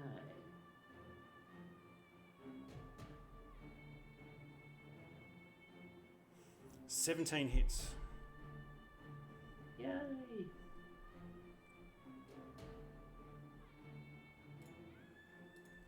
That's 6 damage. She says, "Die for your impertinence." Oh, really? Yeah. Hellish Rebuke. Yes. Can you roll a Excellent. dexterity saving throw? It's good for you, these dex It saving is. throws. Yeah. So I was like, yeah, go on, give me a dex saving throw. Oh, And it's a fail, but that's still... it is. Still only half damage, Yes. so it still might kill me. 49, so 24. 24. There you go. Done. Okay. Okay, so, oh yeah, my other attack, yay. Now, I can still spend another key point, can't I? Yes, you can. Or not? Yeah, so I'll just make sure.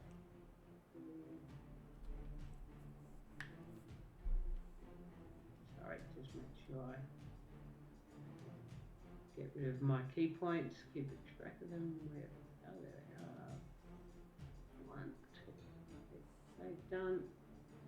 Sorry, just making sure I Okay, no worries. Roll. did that. And Roll to I hit. want to do Stunning Strike. Okay. Roll to hit. Oh, no! Natural 1. Punch yourself in the face. Oh, no. You just stunned yourself. No. Okay, so missed with that one. Yeah, rat. Bugger. Oh, at least we know where she is. Yes. I had a feeling she would go a fair way. Darn. Alright, she casts a spell at you. Yeah, I'm sure she does. I might say goodbye to the world. No. Come on, something with dexterity saving. Where's the cleric? Can you roll a charisma saving throw? Yeah, we're kind of playing into her hands with this. I think, yeah. Yeah, we are. We are indeed. Oh! I'm a bit... There you go, there's my charisma saving throw. Is that a 1? No, it's a 5 minus 1. Oh, I see. Okay.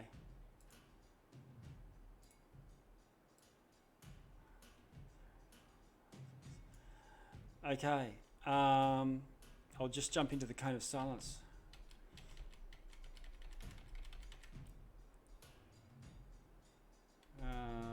Where are you? Who am I'm I going to looking- go with you. Frodo, yeah. There we go. Yeah? You find Yeah. yourself in the upside down. She's cast banishment on you. Oh, great. And so, Okay. at least for the time being, you're banished. Okay. What I'm going to do, Yay. what I'm going to do is just for, I'll bring you back to the map just so that you can see what's going on. So it's not just completely black for you. Okay, cool. But I'll just describe to the others that you're not there, and I've just left the figure there. Don't worry about it. Otherwise, cool. otherwise you can't see what's going on. Okay. Yep, okay. No worries. All right. Let's go back. Okay. Ability. Like she's already thrown like 5th level dispels and circle of death. Like she's, if we use up her slots, she's also finished. Who knows? As she kites us back to her lair and gets lair actions. Okay. We are back. Sebastian, it's your turn. All right. Sebastian is going to attempt to move.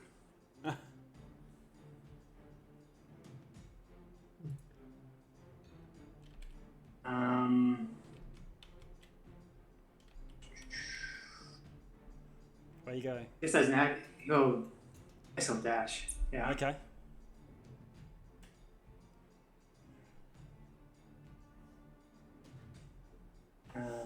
And move this spiritual weapon up 20 feet. I'll move it for you. And that's it. Okay. That's it. Umbral. Oh gosh.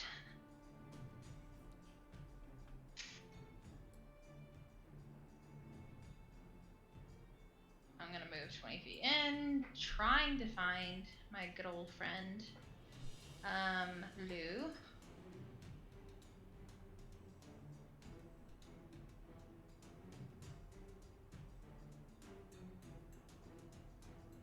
That's 20 so far. Yep, and I think I'll do a full 30, and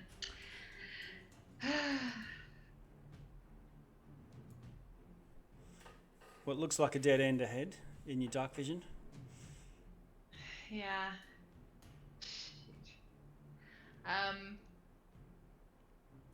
Good golly. I guess I'll end it there. Okay.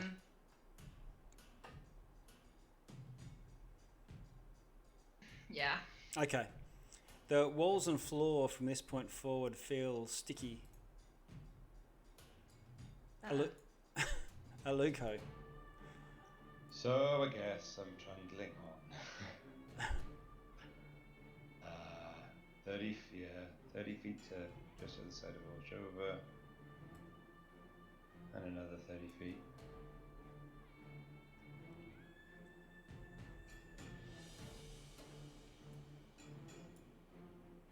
Okay. Tacitus. Just down there. Okay. If that's the way Umbral's gone. I guess if I'd known, I think he would have seen Umbral go that way. So let's say he goes there and then there. If he saw Umbral go that way. That's it.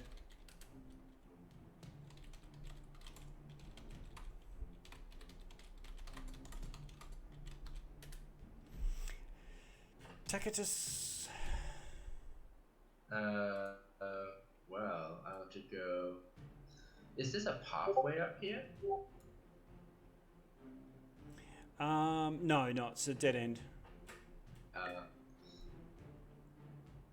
Okay, I'll move 30 feet down river. That'll put you here. One more square if you want.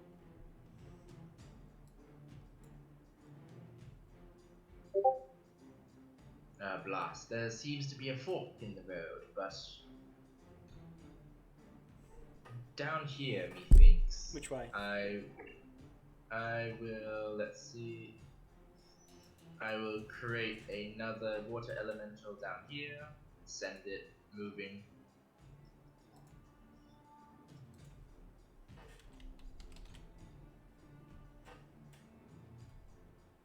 So like over here somewhere. There you go. And then I will order it to move and engage with any females 40 feet ahead. Nice. All right, it just goes crazy through all the prisoners. No, I'm kidding. You see it wander, look back at you, nod grimly, and wander off, and you hear lots of tidal splashing. You can roll 2 hit rolls.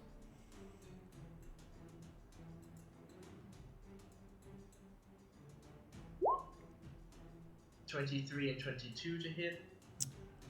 Both of those hit. That is 30 bludgeoning damage. Ooh. Okay. You hear a ah, and then the voice is cut short.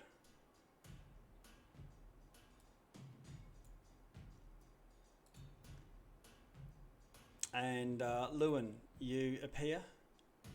Luckily, you're the correct gender and don't get killed by a water elemental. Yes, that's right. It would. Luckily, I am male.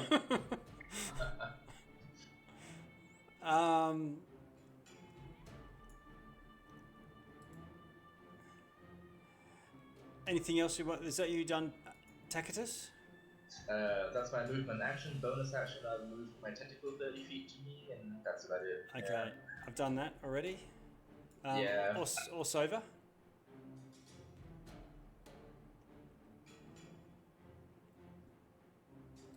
Alright, so 30. Yeah. Not seeing anything. You can see Tacitus's attention is to the south through that passageway. The southwest. The southwest. To the left a bit more, okay. Well. This direction. Yeah. Well, I got some movement to spare. We'll go 20. I still don't see anything. You can hear lots of splushing though.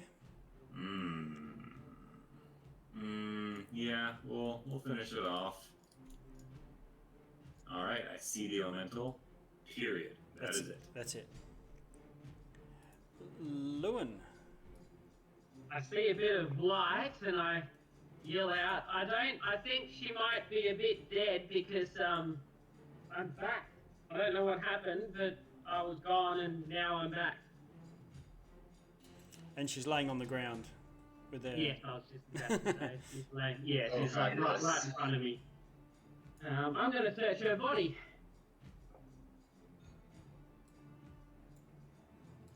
Okay. She's just wearing peasant clothes, much like all the other peasants, except she has this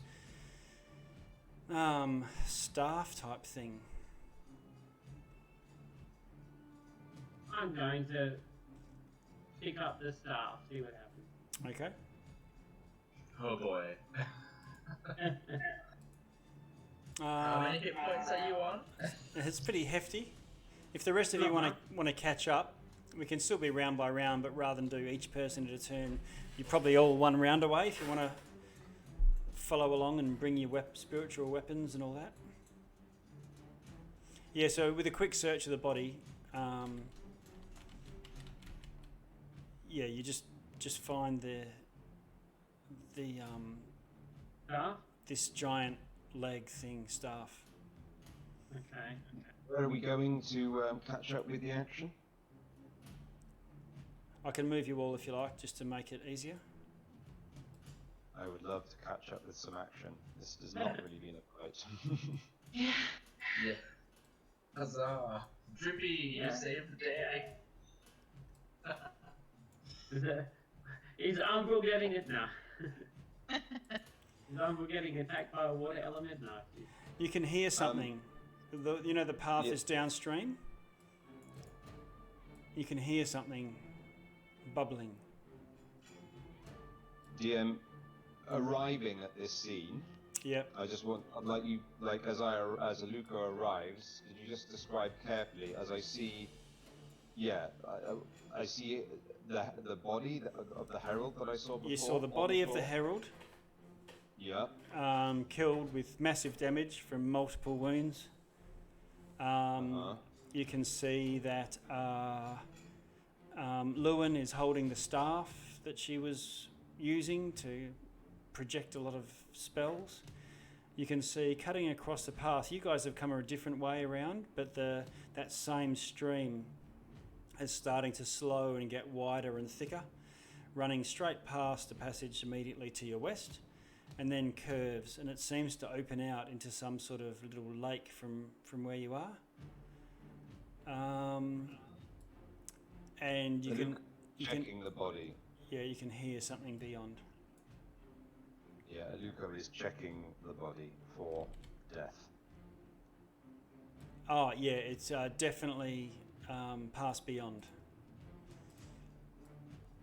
And looks like what? It definitely looks like the Herald from before. No changes. Looks like the Herald, but her skin is covered in that same milky viscera, and her skin is sort of paper thin, like one of those Vietnamese rice paper rolls. Luca reaches his hand into his pouch and pulls out a fistful of silver coins, Okay. and without actually touching her, just drops a fistful of them over her and says, "I think you will need these." Mm. Oh, they don't trade coins of silver where she's going. And you know, do you? Well, only because Luca I've been looks at doing him this. very seriously. You hear? And I asked, I asked anyone if anybody want this strange leg stuff looking piece of equipment. Well, I could have a look at it and see what it does, but if it's cursed, we may need the cleric's help. Yes, I pass it to you then. And then I ask for a little bit of healing, if I may. Do you want to take a short rest? How are we I don't know. I can take some Sebastian healing will. potions. I've got healing potions. I can take them. Lewin, you If can you need any healing, Sebastian can help. you can hear this bubbling getting closer, Lewin. Ooh, okay. Well, whilst that's getting closer, Is the bubbling coming from DM again? To the west. Over this way? Down Or back? the direction of the stream. So back up I and s- Knowing that time is of the essence and things may be coming, Orzova's going to take his staff between both hands and kind of slam it on the ground, and then just for a brief moment, there's kind of like an expulsion of like different kind of floating constellation pieces that kind of just wash over everyone. Wow.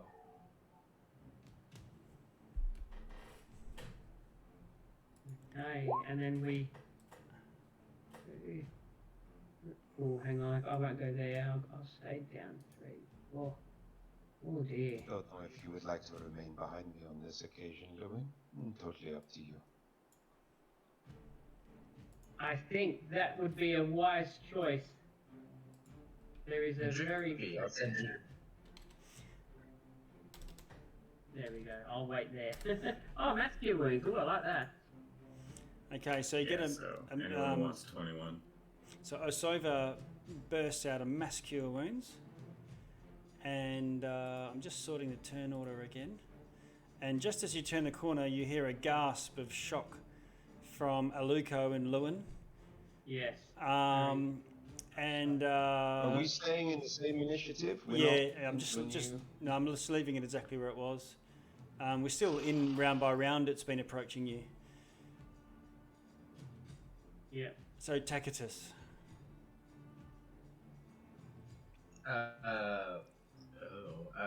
Where is it? Left or right? West. Can't miss it. Left. I move 15 feet. I still can't see anything, so I will move. Oh no, never mind. I do see it. Okay. I will bonus action move my tentacle 30 feet towards it, interposing it between us. Okay. Good idea. 1, 2, 3, 4, 5, 6. There you go. As my action, I will double Eldritch Blast it. Okay.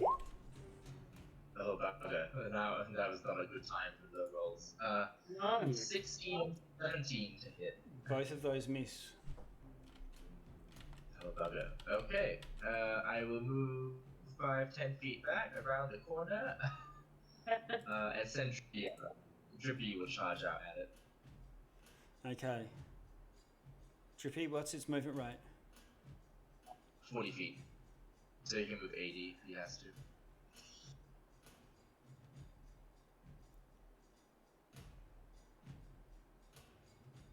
Okay, so it dashes. Mm-hmm. It dashes over and gets to it Nice. with a dash. Now is the time for the big spells, everyone. Pop your ulties, blow all cooldowns. I heard a child say that once. I don't know what it means.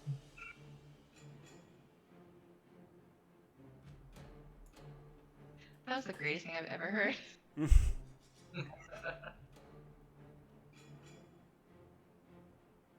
Okay, as the elemental gets close, mouths and orifices and things open all over the place, and it expunges this viscera in a huge cloud. And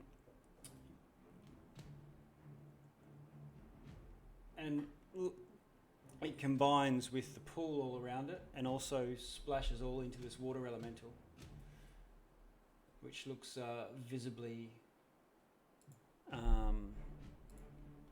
injured or sick or something. Doesn't take damage, but you're not too sure what it's doing, but something's going on with it. The elemental is immune to quite a few things, like exhaustion, poison, etc. So, depending on what it is, it may be immune. No worries. I'll have a look at it. I'll look it up while we're doing that. That's a... summon elemental. Yep, sure. It's also acid resistant, if that's relevant.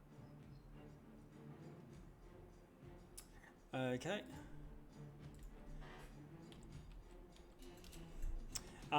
As well as that, a tentacle comes up from out of the water and slaps down on it, doing 15 damage. I've taken the damage off. And I think Tacitus, that's your turn? Or Sova? Cool.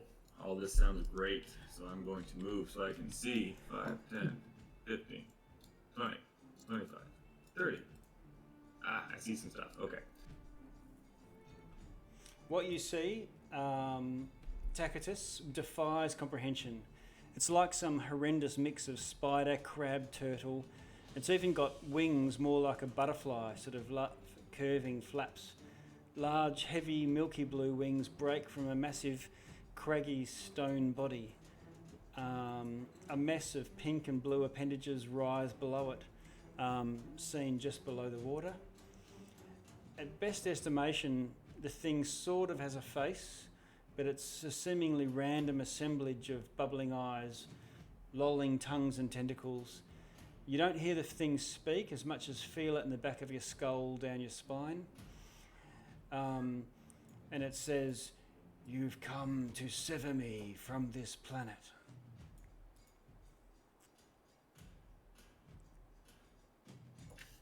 He said, did it say sever? Yep. Am I able to think in my mind something? This is saying this to Orsova. Oh, I see. Okay. Sorry, I thought it was said to the whole party. Yeah. So Orsova, you've All just right. run to there. What do you want to do? Yeah, so 2 things I'm going to do. 1, I'm going to expend 6 of the 10 charges on my stuff in the woodlands. I'm going to cast Wall of Thorns. Okay. And I am going to do that in a kind of crescent shape around it, so it does appear touching it just to start. And then kind of, like boxing it in almost. Wall of Thorns has got a set radius. Is that 60? It is 60 feet long, yes. Diameter or No, just 60 feet long. 10 feet high, 5 feet thick. I'm doing a wall instead of a circle so we can I see. fucking shoot it. Okay. You know?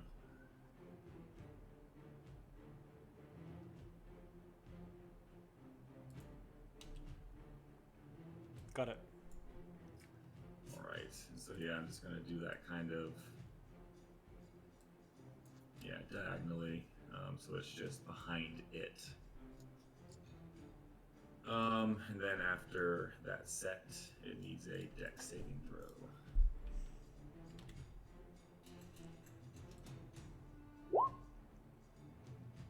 Oh, yay, 2. Sweet. It fails that. Excellent. Okay. 7d8 piercing damage. How much? 35? 35. Not terrible, but That's very sick. and Okay. then to end my bonus, Starry Archer. Okay. 27 hits. All right, so that would be 16, and that is my go. Nice, go. Okay.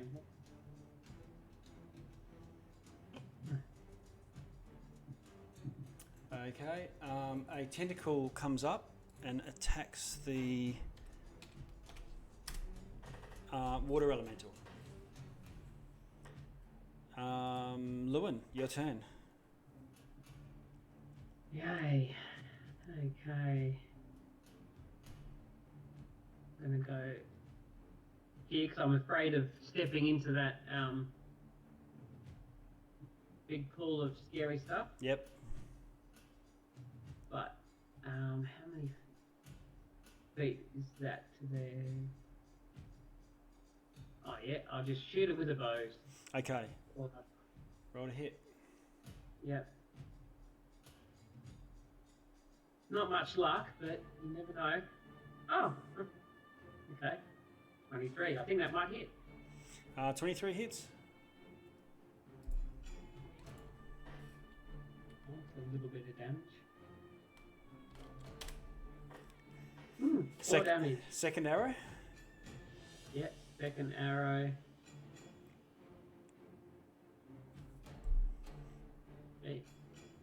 And damage. That hits. Okay. That's your turn. And then nothing. Yep. Okay, at the end of that turn, tentacle rises, attacks the water elemental again. Go water elemental.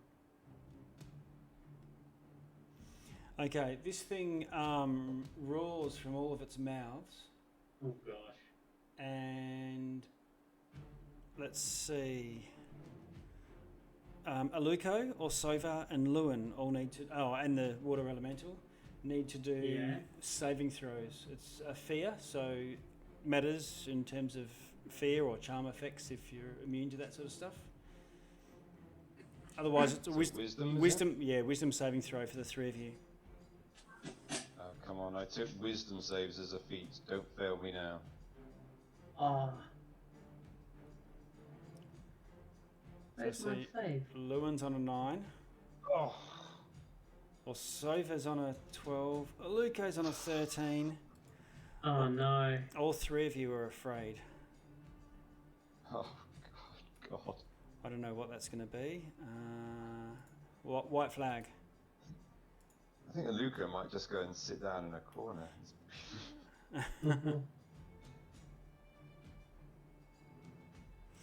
Okay.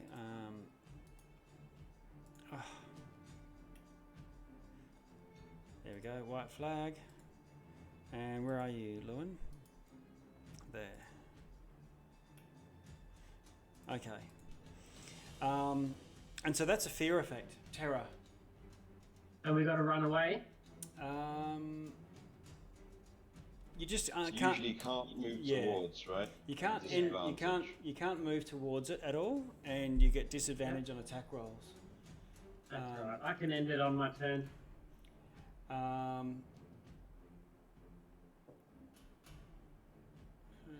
Okay, and then it attacks the elemental.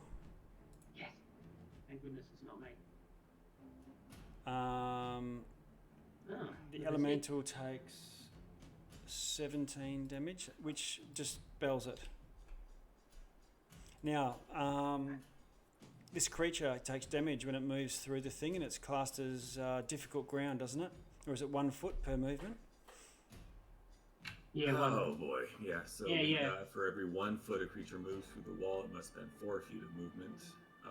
First time a creature enters a wall in a turn, another dexterity saving throw for the same thing. Okay, so it's. I figure it's so it's got to move 10, so it's got to move 20 feet. So it moves to there, and that's all of its movement. And it's still going to end its turn in there. So can you, just by a couple of feet. So can you roll whatever it is for if you end your turn in it? It needs to make another dexterity saving Oh, throw. okay. Which it fails. Nice. All right. Yeah.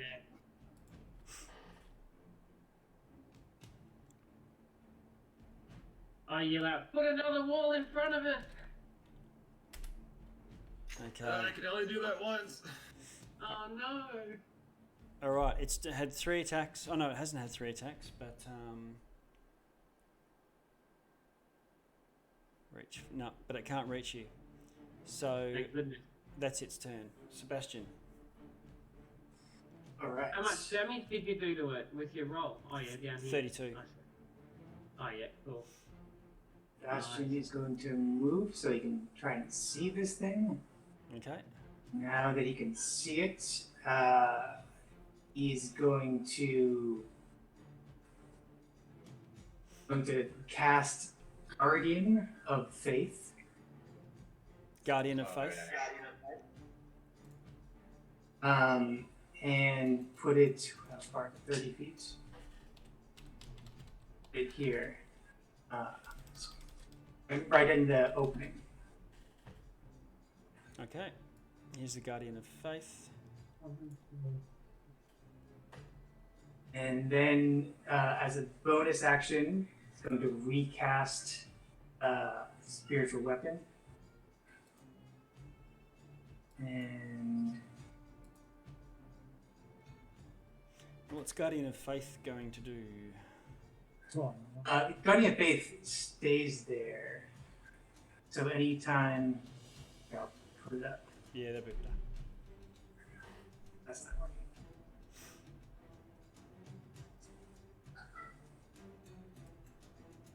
working. Okay, large spectral guardian appears, hovers. The guardian occupies that space as indistinct shield and sword. Any creature hostile to it moves within 10 feet of the guardian. For the first time on a turn, must succeed on a saving throw. The creature takes 20 radiant damage on a failed save, or half as much. So if you cast it while the creature's already within 10,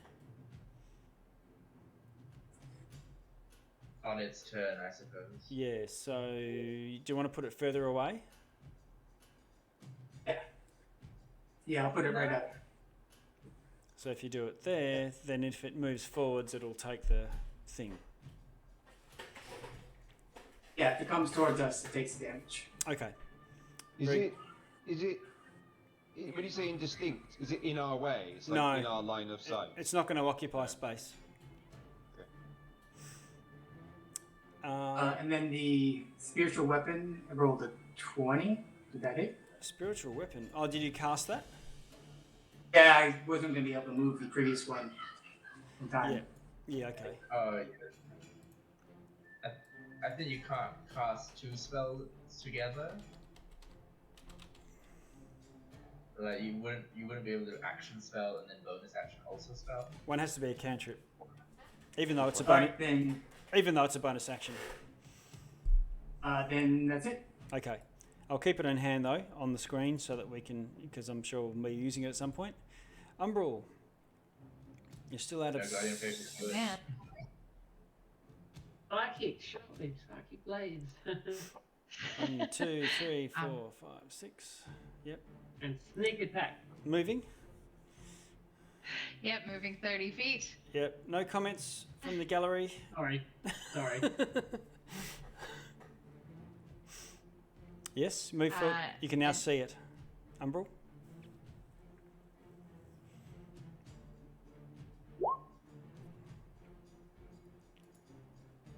Is that a psychic throw? Yep, 21 hits.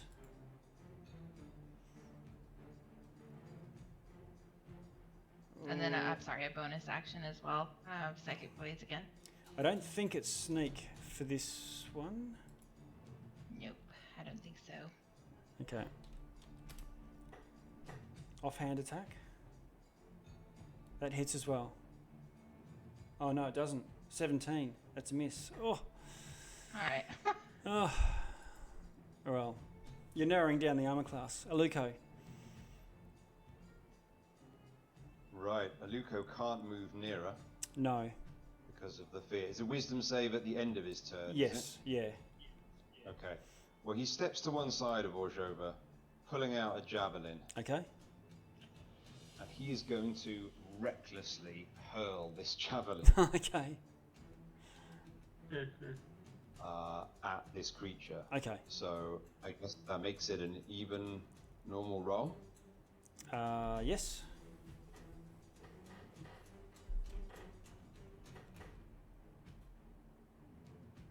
How'd you go?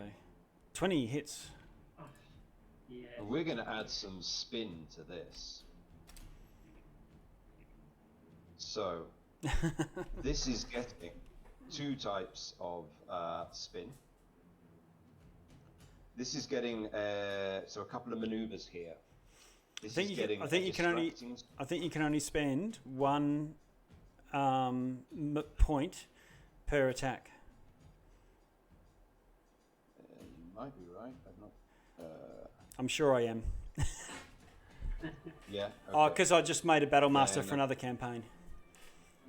Okay. Then I'm just going to have to choose very carefully between these two. Who's up next? Tacitus.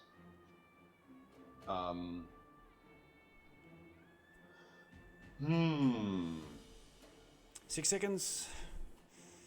Yeah. Okay. We're gonna do a commander's strike. Okay. So I'm foregoing my second attack and using a bonus action. So it's going to be an extra D8 damage. Let me Okay. just add that. Yep. It's going to be a command. Ooh, nice. Mm. So it's going to be a commander's strike. -8. Forgo my second attack. Use a bonus action to command somebody else to attack. Yeah, I wanted to do the distracting strike to give advantage on the next attack as well. Right. And then I would have given the attack to Umbral, but I'm not sure now she's going to do the most damage. I will give. I will command Tacitus. Shoot it! Hey, Okay. hey, you can't even see him. Ah, okay. Well, then we'll. Okay, who is likely to do? You can see. Orzhova hasn't shown us any attack cantrips yet, has he? In any battle? Guiding bolt, I think. Not yet. Unless that was Sebastian. Oh, guiding bolt, but not a cantrip. Okay, then it was going to be Umbral in the first place. So just shouts to Umbral, shoot it.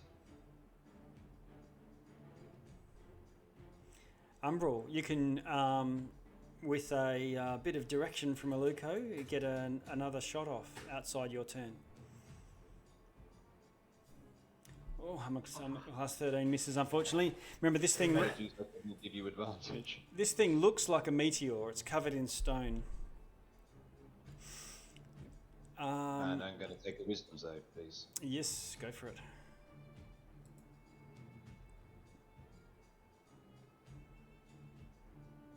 I'm all ready to take it off. Need a high roll. Oh, it hasn't come through. 22! Happy days. Alright, you're no longer afeared. Great. Tacitus. Happy. I will pop my head out. Okay. If I can move myself, hang on. You're in a Jesse James gunfight. That's 15 feet. Golly. So, okay, bonus action. Move the tentacle and whack it with the tentacle. Okay. Go for it. Okay. Natural 1. Oh. That's fine. As my action, I will blast it with Eldritch Blasts. Oh, 29 and 29 to hit. Wow. That's a good hit. Both of those hit. 23 force damage. and I will shove it 20 feet back into the thorn wall. Oh, nice. Then it's got to make a deck save. 10. Cool. It doesn't know, it's just repelling glass, it just knocks it back. Oh, you knock it straight through the wall. So does Yeah. it need to make a deck save for going through that?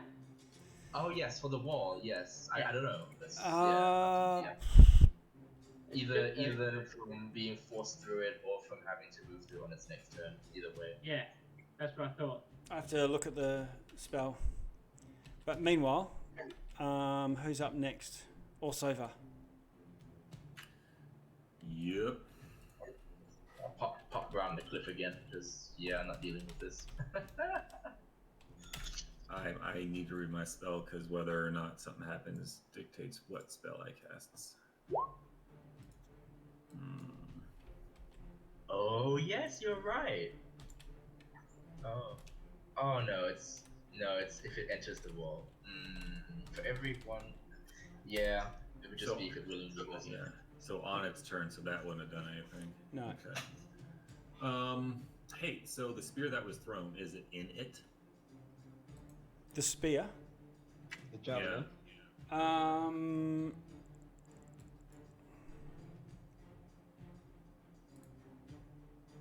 No.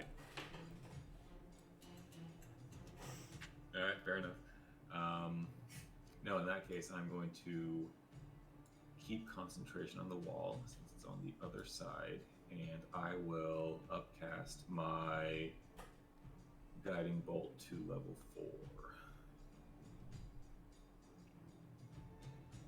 How high is the wall, by the way? 8. Because the The wall might is obscure your... 10. Oh, that is a very fucking good point. It is 10 feet high, so you can see I it. am. Was that? You can see it then. Oh, hey, easy day. If it's more than 10 feet, okay. This room is pretty much spherical, so you can see it's really high in the middle, really wide.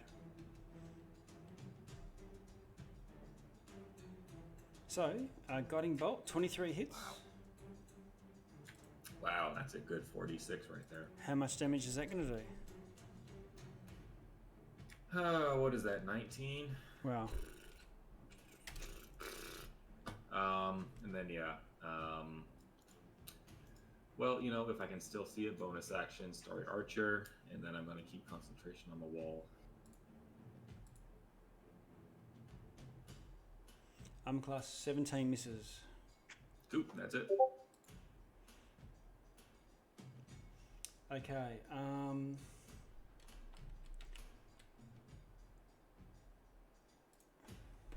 the creature goes with a legendary action. Did you just miss me? Did I? Where are you? Yeah. I was after Ochova. Oh, is that Lewin? Yep. Yes. Yep. My mistake. That's alright. So all I can do is pop off a short bow. Roll to hit. Class 25. Well, that's a good hit. Thanks. It all adds up. 5. And instead of using another attack, I'm just going to use an action to end being frightened.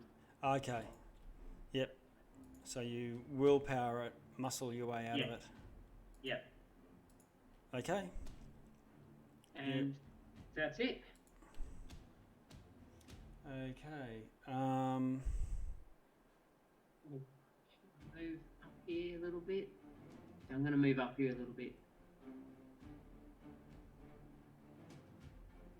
There you go. Okay, it flies up and over the wall. I should have done that a long time ago. With its wings. Darn it. Yeah. The picture doesn't have wings. That's my problem. And then it opens its mouths and launches all of this this acid in a huge cone. Let's see how far is this going to go. Hopefully I got out of the way. That's a good idea. I can test that easy enough.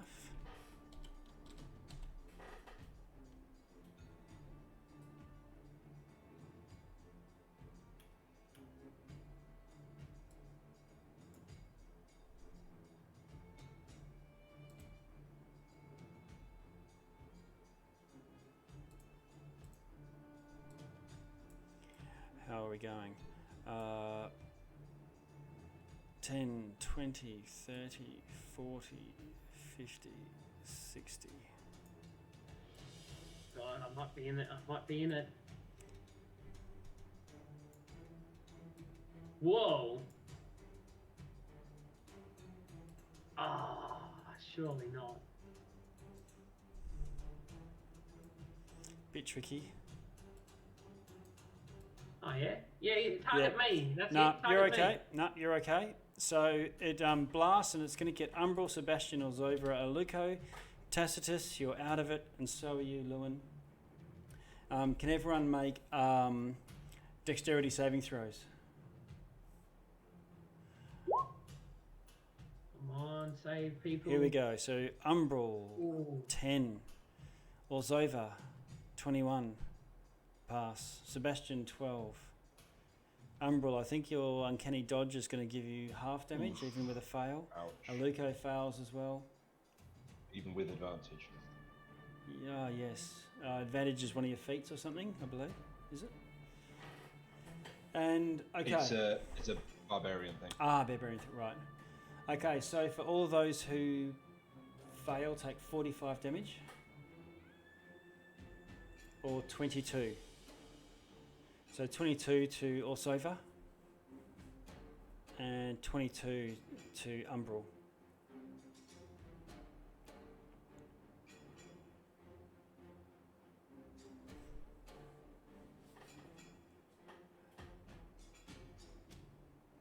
And I don't know whether the Guardian spell, in case anyone loses concentration on things. Bear that in mind. The Guardian spell isn't concentration. The Holy Weapon spell is concentration. Ah, right. I have the Warcaster feat, so I have advantage on Constitution saving throws. It's your pass! Hey! Oh, my wall's still up. Well, the for 22 no passes. reason. Yep.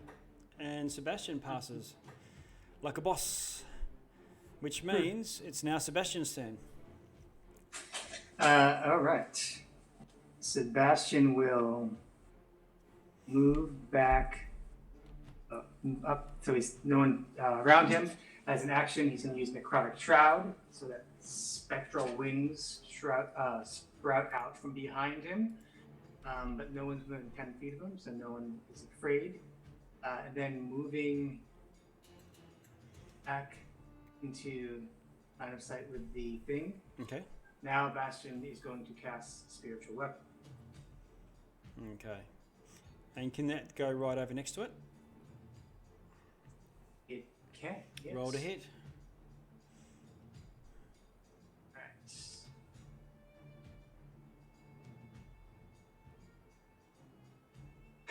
9. All right. 9? Oh, okay. That's it. Okay, and your action was to change. So, Umbral, your turn. God. It's not attacking enemies, so it's not actually engaged for you to get sneak attack. You'll need advantage for that, which means sacrificing your movement.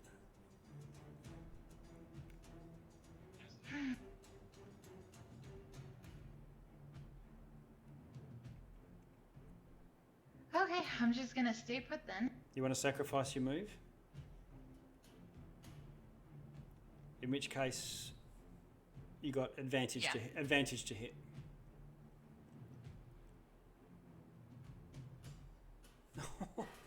Natural 1. You've got advantage. You can roll again. Oh, 26. You hit. No crit. And sneak attack. All right. Nice. So somehow your blade connects with the mind of this alien entity, and all of the tentacles simultaneously start flapping around in a flurry. All the mouths open in this sort of silent psychic scream, and it finally twitches and then sinks into the ichor. Oh wow! Defeated. Yay! Oh, Well done. And I think I'm going to have to play Achilles for that. That's cool. Your fear subsides.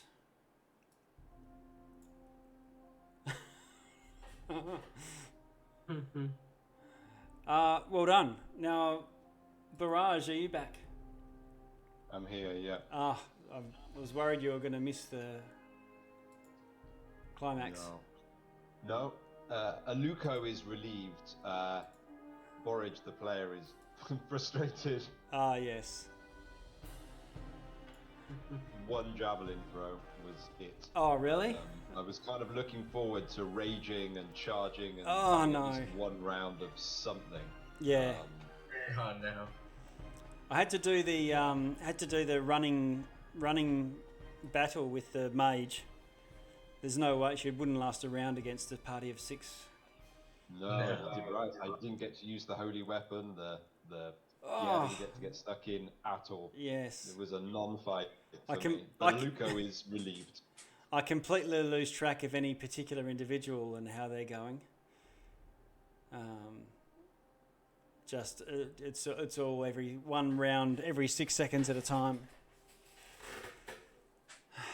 Well, Well done, fellas, and everybody. Yeah. Woohoo! No one died. No one died. no, I did my best too. I had a force cage up my sleeve. I had which I never got a I would chance. have counterspelled that. Yeah. I was ready. I was like, oh, I just know. Had some other good ones up my sleeve too, like Eva's Black Tentacles. She just couldn't get away with all of you racing. She was wanted to do Eva's Black Tentacles, or even worse, Dissonant Whispers, with either a force cage or hold person or whatever, just to try and trap people in somewhere. It's a bit complex, or when you can't have 2 concentration spells, but it's still possible sometimes. Yeah, maybe she needed a couple of minions to get in our way so she could do some of that stuff. Yeah. Mm-hmm. But at this stage of the game, it was so late, I didn't want to have any additional complications to the battle. And also tried to join the 2 battles together, because then we sort of flow one into the other. Yeah. Otherwise, it makes it even later. Yeah. Because she could have, realistically tried to lead you away from the creature, but running back to try and get protection from it's just as viable. But Yeah, it would have been a hell of a battle had we fought the 2 of them together. Yeah. Oh, Yeah. very. Luko might have actually hit something. Yeah. Oh. Well, the creature from beyond didn't exactly get a huge amount of effects as well. It's, got lots of melee attacks, but by staying out in the lake and getting stuck in that bloody wall, stopped it. And so did the elemental. Yeah, the elemental was great. Yeah. Took heaps of damage for us for the party. If it was right over here somewhere, just attacking people, that would have been bad I'd news. have been very happy about that. Yeah. Yeah. Same. Well, I'm going to close down the Achilles. To cut a long story short, you have defeated the creature that was cocooned within this meteor. It was looking at trying to heal from injuries to get off the planet. The only way it can heal is by sustenance, and its only sustenance is cranial fluid. Jesus. But after healing to its full strength, which you weren't fighting it at full strength, it would be able to depart the planet. Right. So it was actually all for the good. it was being fed and nourished, right? Yeah, We exactly. may have made an error here, everybody. Yeah, just feed it peasants until it could Yes. leave. Good lord. I can think of a few local warlords that maybe could be fed to it. That might help the locals a lot as well. True, and there is much to do. The people up the top are still have no inclination of leaving back to Arklin. There's no change in situation there, but now they'll be tossing up and generally lean towards staying exactly where they are here. With I their shall have to I'll have to look into stuffing some water elementals up their toilet pipes or some stuff. yeah, give them place a good clean out. Ah, warlock pranks. Delightful. I also have Evard's black tentacles. I was looking forward to using it, but alas, it never came time. Yeah. I've been itching to cast that. Yeah, clearly Aluko's epilogue would be, and obviously he would hope that Sebastian was with him on this, would be to, tend to the grief of the townsfolk, and assuring them, that when one allows oneself to fall into the despair and embrace the grief, then the light of hope and a new day can come on the other side of that. And not to just perceive the grass as being greener and to avoid the grief, but to plunge into the grief and to take a future from there. It would probably create like an elaborate logistical system for people to number and name all of the various dead bodies. We'll lay them out, put toe tags, and come in and name your friend or loved one. Yeah. And then we'll help you grieve. Identify. All right. So with that, it is probably an hour and a half later than I was expecting. But thanks everyone. Thank you. Hope to Thank you. play again sometime. Yeah. Mm, That's great. definitely. Thanks, Thanks for all guys. your work, Alright. Thanks, everyone. Thanks for all your prep. No Yeah, much worries. appreciated. Thanks, DM. All right. Thanks, team. Nice to meet you all and play with you all. Yeah, Sure. Thank you. To become a Lovecraft task Yeah. force. All right. Signing out. Delta Orange.